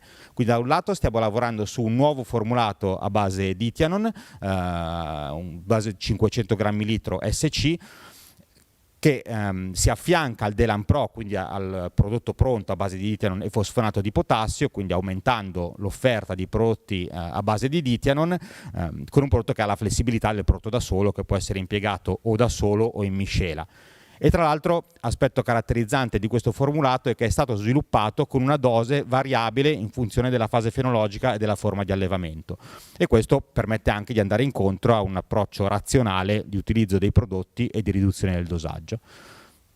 Il secondo prodotto che avete citato qua, anche questo in attesa di autorizzazione e speriamo che arrivi in tempo per la campagna, è il Revisol, quindi parliamo di un triazolo di nuova generazione che da un lato ha un'interessante efficacia su diverse patologie, sarà utilizzato per oidio e su black rot, e dall'altro soprattutto, pur essendo un triazolo, ha caratteristiche tossicologiche ed ecotossicologiche estremamente interessanti, quindi è già in allegato 1, non è candidato alla sostituzione e non è interferente endocrino, quindi riteniamo possa essere una molecola interessante anche per ravvivare questa classe chimica. E con questo credo di essere stato dei tempi e vi ringrazio per l'attenzione e ringrazio gli organizzatori per l'invito. Grazie a lei, dottor Valente. E passiamo all'ultima relazione, quella della società Adama, con Tiziano Baldo, e torneremo a parlare di taofluvalinate. Torneremo perché era già stato messo all'inizio di questo forum da parte della Regione Veneto come prodotto, cicaline, cioè un insetticida. Vediamo un po' cosa ci porta il Tiziano Baldo. Perfetto, grazie Fiorello. A me spetta il compito di chiudere il forum, quindi cercherò di essere all'altezza. Bene. Oggi appunto vi parlo di Maverick Smart, taofluvalinate, alcune recenti acquisizioni per dare delle risposte a dei quesiti che sono nate soprattutto durante l'ultima campagna. Una slide per le caratteristiche del prodotto, Maverick Smart, taofluvalinate, 240 grammi litro, queste le culture in etichetta, non solo vite da vino, ma l'etichetta è estremamente ampia e visto quello che sta succedendo nel mondo degli insetticidi credo che questo sia un grosso vantaggio e un'opportunità non solo per i viticoltori ma per l'agricoltura in genere. Vado abbastanza veloce, quindi gruppo IRAC 3A, quindi interferisce a livello di sistema nervoso come poi gli altri componenti di questa famiglia chimica. La classificazione ovviamente è una classificazione ecotossicologica molto favorevole, questo è uno dei punti di forza principali di Maverick Smart e appunto come citava prima Fiorello permette a taofluvalinate, a Maverick Smart, di essere uno dei pochi insetticidi con più trattamenti all'interno del disciplinare e di essere inserito su moltissime culture. Vite da vino, Maverick Smart 0,3 litri ettaro, 2 trattamenti. La novità per quanto riguarda il 2022, perché avete visto le modifiche che ha proposto prima il dottor Carraro, quindi l'anno scorso taofluvalinate Maverick Smart poteva essere impiegato 2 volte ma a distanza di 30 giorni. Oggi è stata tolta questa frase, quindi abbiamo la possibilità del doppio trattamento a distanza di 14 giorni. Cicaline, tripidi e ovviamente drosofila, che è stata un'estensione arrivata nel 2020. Andiamo avanti, la tematica ovviamente scafoideo e cicaline, quindi la tematica più calda per quanto riguarda l'ultimo periodo, sicuramente gli ultimi 2 anni, no, sono molto caldi in questo senso. Riprendo una slide del bilancio 2021 solo per farci capire e farci riflettere, no, quando parliamo tra tecnici, no, di questa problematica, perché obiettivamente sull'efficacia dei prodotti singoli, quindi se seguiamo le catture lo vediamo, no, come i prodotti singolarmente possono avere delle buone performance, però poi a fine anno abbiamo questo ritorno, no, questo picco di presenza di adulti su cui tutti ci dobbiamo interrogare, e noi tutte società assieme ai tecnici credo dovremo ragionare per dare il massimo e cercare di sopperire a questa, che lo ribadisco, più che una problematica possiamo definirla veramente una piaga, perché sta mettendo la viticoltura in grandissima difficoltà. Ok, posizionamento tecnico, come dicevo prima, Maverick Smart, da disciplinare produzione integrata Regione Veneto, 2 trattamenti all'anno, 14 giorni, in questi ultimi 2 anni soprattutto, no, visto che il prodotto è stato utilizzato in modo molto massiccio in Regione Veneto, Friuli e anche Trentino, l'impiego principale è stato sul secondo trattamento, quindi su tutte le forme, no? Quindi adulti, neanidi e compagnia bella. Ecco, noi sicuramente possiamo dire che in quella fase ha dato il meglio delle sue performance. L'anno scorso c'è stata anche la ribattuta, no? A fine luglio, primi di agosto, però quello che mi preme sottolineare è che, visto che partiamo, no, delle esigenze magari della DOCG del Prosecco fino ad arrivare alle esigenze della viticoltura padovana, insomma, se parliamo ovviamente del Veneto, è chiaro che è giusto dire che Maverick Smart Taofluvalinate può essere impiegato in tutti e 3 questi momenti. Visto che di efficacia, come dicevo prima, insomma, oltre alle attività sperimentali abbiamo anche decine di migliaia di ettari trattati, mi concentrerò soprattutto sulla selettività di Taofluvalinate. Perché? Perché uno dei quesiti che ci è stato posto, no, visto che questa famiglia, no, quella dei piretroidi su vite, è stata ripresa in mano solo negli ultimi anni per le applicazioni in vegetazione e in viticoltura, sicuramente aspetti che andavano indagati erano, oltre all'efficacia, anche quello che poteva essere l'impatto delle molecole, non solamente ovviamente del Taofluvalinate, su tutta una serie di insetti utili. Beh, sicuramente Maverick Smart brilla in questo senso, perché sugli insetti pronubi, soprattutto per quanto riguarda le api, obiettivamente probabilmente è l'insetticida più selettivo, proprio perché abbiamo anche degli impieghi, no, diretti sull'insetto, no, per la cura della varroa e compagnia bella. In ogni caso, come vedete qui, Maverick Smart non ha nessun tipo di frase impattante per quanto riguarda le api e per quanto riguarda tutti gli insetti utili, quindi questo aspetto gli ha permesso e gli permetterà di avere sicuramente continuità, di non essere candidato, insomma è uno di quegli insetticidi che sicuramente ha continuità. Ok.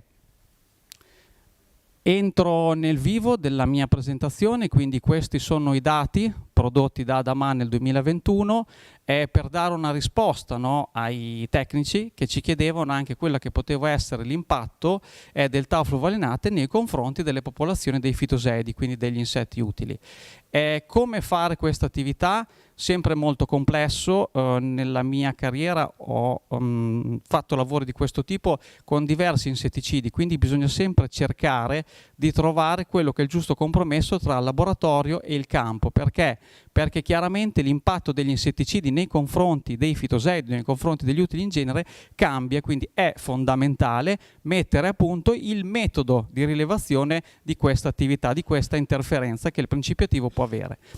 Ci siamo interrogati, quindi ci siamo confrontati con l'amico Gabriele Posenato di Agrea e con Giovanni Pascarella di Estendavitis, e nel 2021 è partito questo progetto pluriennale, perché chiaramente prima di fare qualunque considerazione bisogna tenere in considerazione che ci sono delle grosse variabili di campo, quindi è fondamentale lavorare in più areali, quindi in più aziende e per più anni. Le applicazioni sono state 2, quindi una singola applicazione e 2 applicazioni, dopo lo vedremo. Sono state selezionate 2 aziende nel Veronese e 2 aziende nel Trevigiano, seguite ovviamente da Extendavitis, in cui è stato fatto il medesimo protocollo. Ok, eccoci qua. Lo studio voleva valutare, no, l'impatto di Taofluvalinate in una applicazione e in 2 applicazioni, come dicevo prima. Parcellone, e qui è fondamentale ragionare, perché le 4 repliche, quando si parla di questa tipologia di lavori di questa tipologia di valutazioni probabilmente non sono sufficienti. Quindi abbiamo cercato di ricreare le reali condizioni di campo con parcelloni tra i 1000 e i 5000 metri, trattamento con atomizzatore aziendale, diversi punti di campionamento in modo randomizzato. Poi le foglie sono state portate in laboratorio e analizzate con lo stereomicroscopio in agrea. Sotto vedete le 4 aziende, ribadisco 4 aziende con lo stesso protocollo fatte nel 2021. Ovviamente abbiamo le 2 reali veronesi, quindi lavoriamo ovviamente su varietà garganica, e a Valdobbiadene dove lavoriamo ovviamente su Prosecco, quindi sono 2 aziende, una delle quali tra l'altro io la conosco molto bene da tantissimi anni. Vediamo a destra le 2 applicazioni, le date, quindi applicazione A e applicazione B, cioè è stata seguita, no, quella che era la reale, no, svolgimento dei trattamenti in campo, quindi abbiamo anche delle variabili in questo senso. Allora vi faccio vedere solamente 2 delle 4 prove per motivi di tempo. Allora, questa è una delle 2 prove, nelle 2 prove veronesi. Qui siamo a Castelnuovo. In alto a sinistra vedete le 2 date dei trattamenti, 10 luglio e 29 luglio. In basso vedete i campionamenti. Cos'è importante fare quando si fanno queste attività? Guardare il giorno 0. Perché dobbiamo guardare il giorno 0? Perché ci sono delle variabili all'interno delle aziende che sono enormi. Cioè troviamo delle popolazioni molto alte, come in questo caso, quindi 7 individui foglia, come troviamo delle popolazioni in altre aziende, come vedremo dopo, dove magari abbiamo una percentuale molto molto bassa di individui, e questo vi posso garantire che incide molto sull'impatto che hanno gli insetticidi. Ok, in questo caso lo vediamo 10 luglio, giorno 0, 29 luglio secondo campionamento, 9 settembre, 21 ottobre. Vedete come le popolazioni dopo un trattamento, 2 trattamenti taufluvalinate, vedete la tendenza sopra, ok, abbiano avuto un percorso molto simile. Andiamo a vedere una delle 2 aziende di Valdobbiadene, una delle 2 aziende seguite da Giovanni, quindi da Extendavitis. Vedete cosa vi dicevo prima, qui avevamo una popolazione estremamente bassa in partenza. Questi sono aspetti che vanno tenuti in considerazione. Prima di presentare dei dati su questa tipologia di lavori bisogna porre molta attenzione in questo senso, perché è una variabile che io ribadisco, ve la sottolineo. In alto a sinistra sempre le 2 date dei trattamenti e poi vedete, no, il percorso che hanno fatto nei vari campionamenti, 10 luglio, 10 agosto, 15 settembre. In questo caso avevamo sia il Carpinodromus aberrans che l'Amblyseum andersoni. L'aberrans è sicuramente quello più diffuso e quello che si può vedere di più. E quindi vado a concludere la presentazione.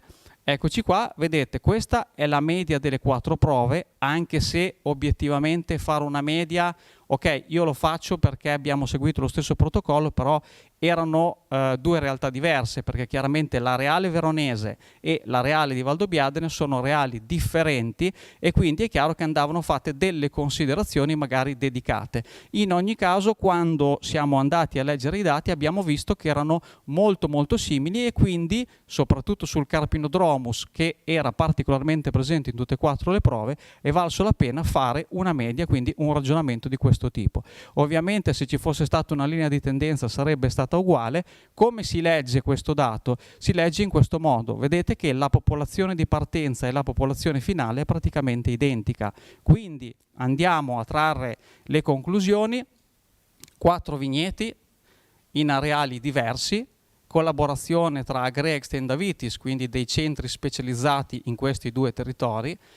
Sono taufluvalinate, Maverick Smart è stato applicato 1 e 2 volte, lo ribadisco, servirà almeno un altro anno di lavoro prima di trarre qualunque conclusione, perché la tematica della flavescenza dorata è una tematica estremamente delicata, gli insetticidi disponibili sono pochi e quindi cerchiamo di salvaguardarli e diamo dei dati che siano dei dati solidi. In questo caso però io mi permetto di affermare che nel 2021, per quelli che sono i nostri assunti, Maverick Smart in 1 o 2 trattamenti non ha avuto nessun tipo di impatto sulla popolazione fitoseide presente.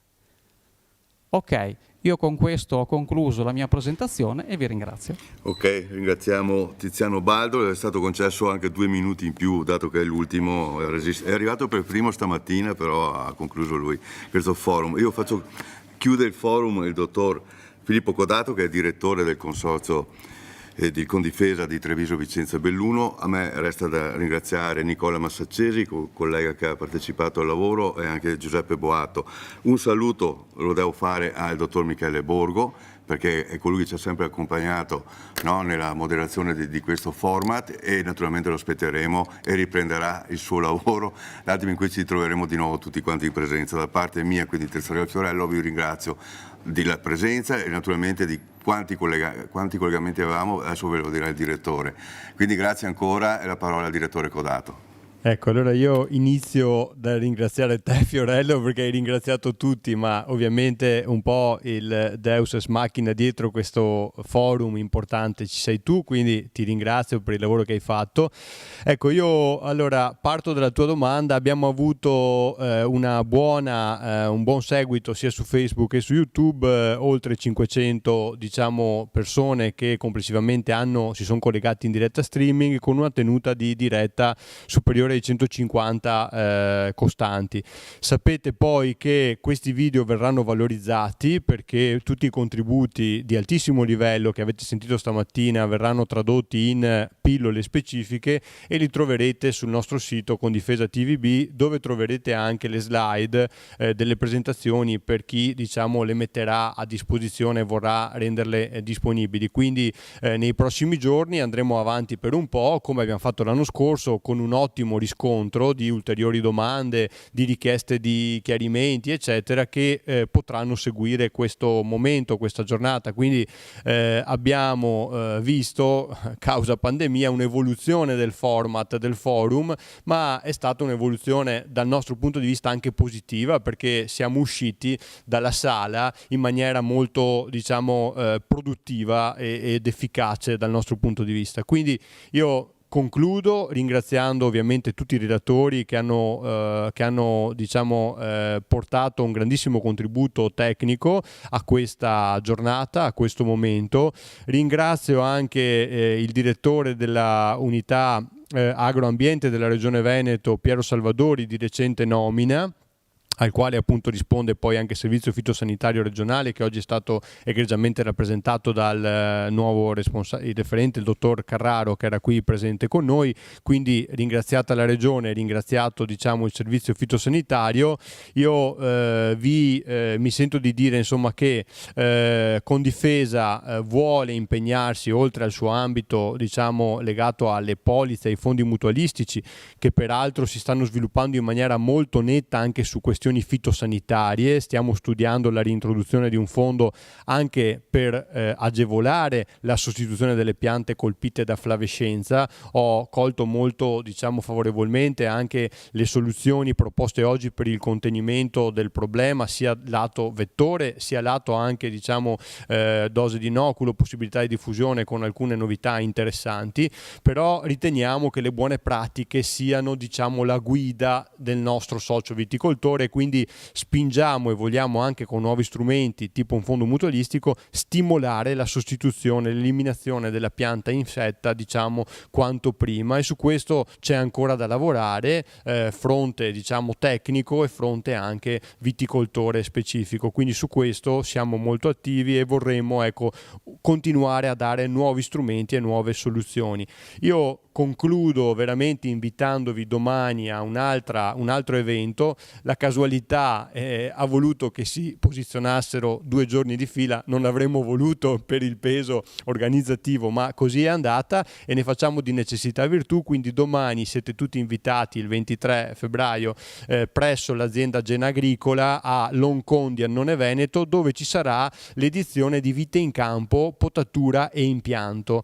Avremo oltre 20 cantieri in movimento che dimostreranno come oggi si può gestire il vigneto con una completa meccanizzazione. Quindi andremo dalla potatura completamente meccanizzata fino anche ai cantieri di potatura completamente manuale, perché vogliamo preservare anche le tradizioni e anche i sistemi di allevamento di impianto che ancora oggi sono presenti sul nostro territorio. Domani potrete vederli tutti in campo dalle 9 alle 4 del pomeriggio. Ci saranno anche 4 visite guidate da esperti dalle 10 in poi ad intervalli regolari, quindi se non siete iscritti iscrivetevi. Questa è una manifestazione che come sempre facciamo in collaborazione con l'Informatore Agrario googolate Vite in Campo e vi iscrivete domani. Insomma, vi aspettiamo tutti numerosi, perché riteniamo che vedere in campo l'innovazione sia, diciamo, il top per, diciamo, ecco, i nostri soci viticoltori, ma anche per i tecnici, per i consulenti e quant'altro. Ecco. Quindi io, a nome di Condifesa TVB, vi ringrazio tutti e vi auguro un buon proseguimento e una proficua campagna viticola 2022.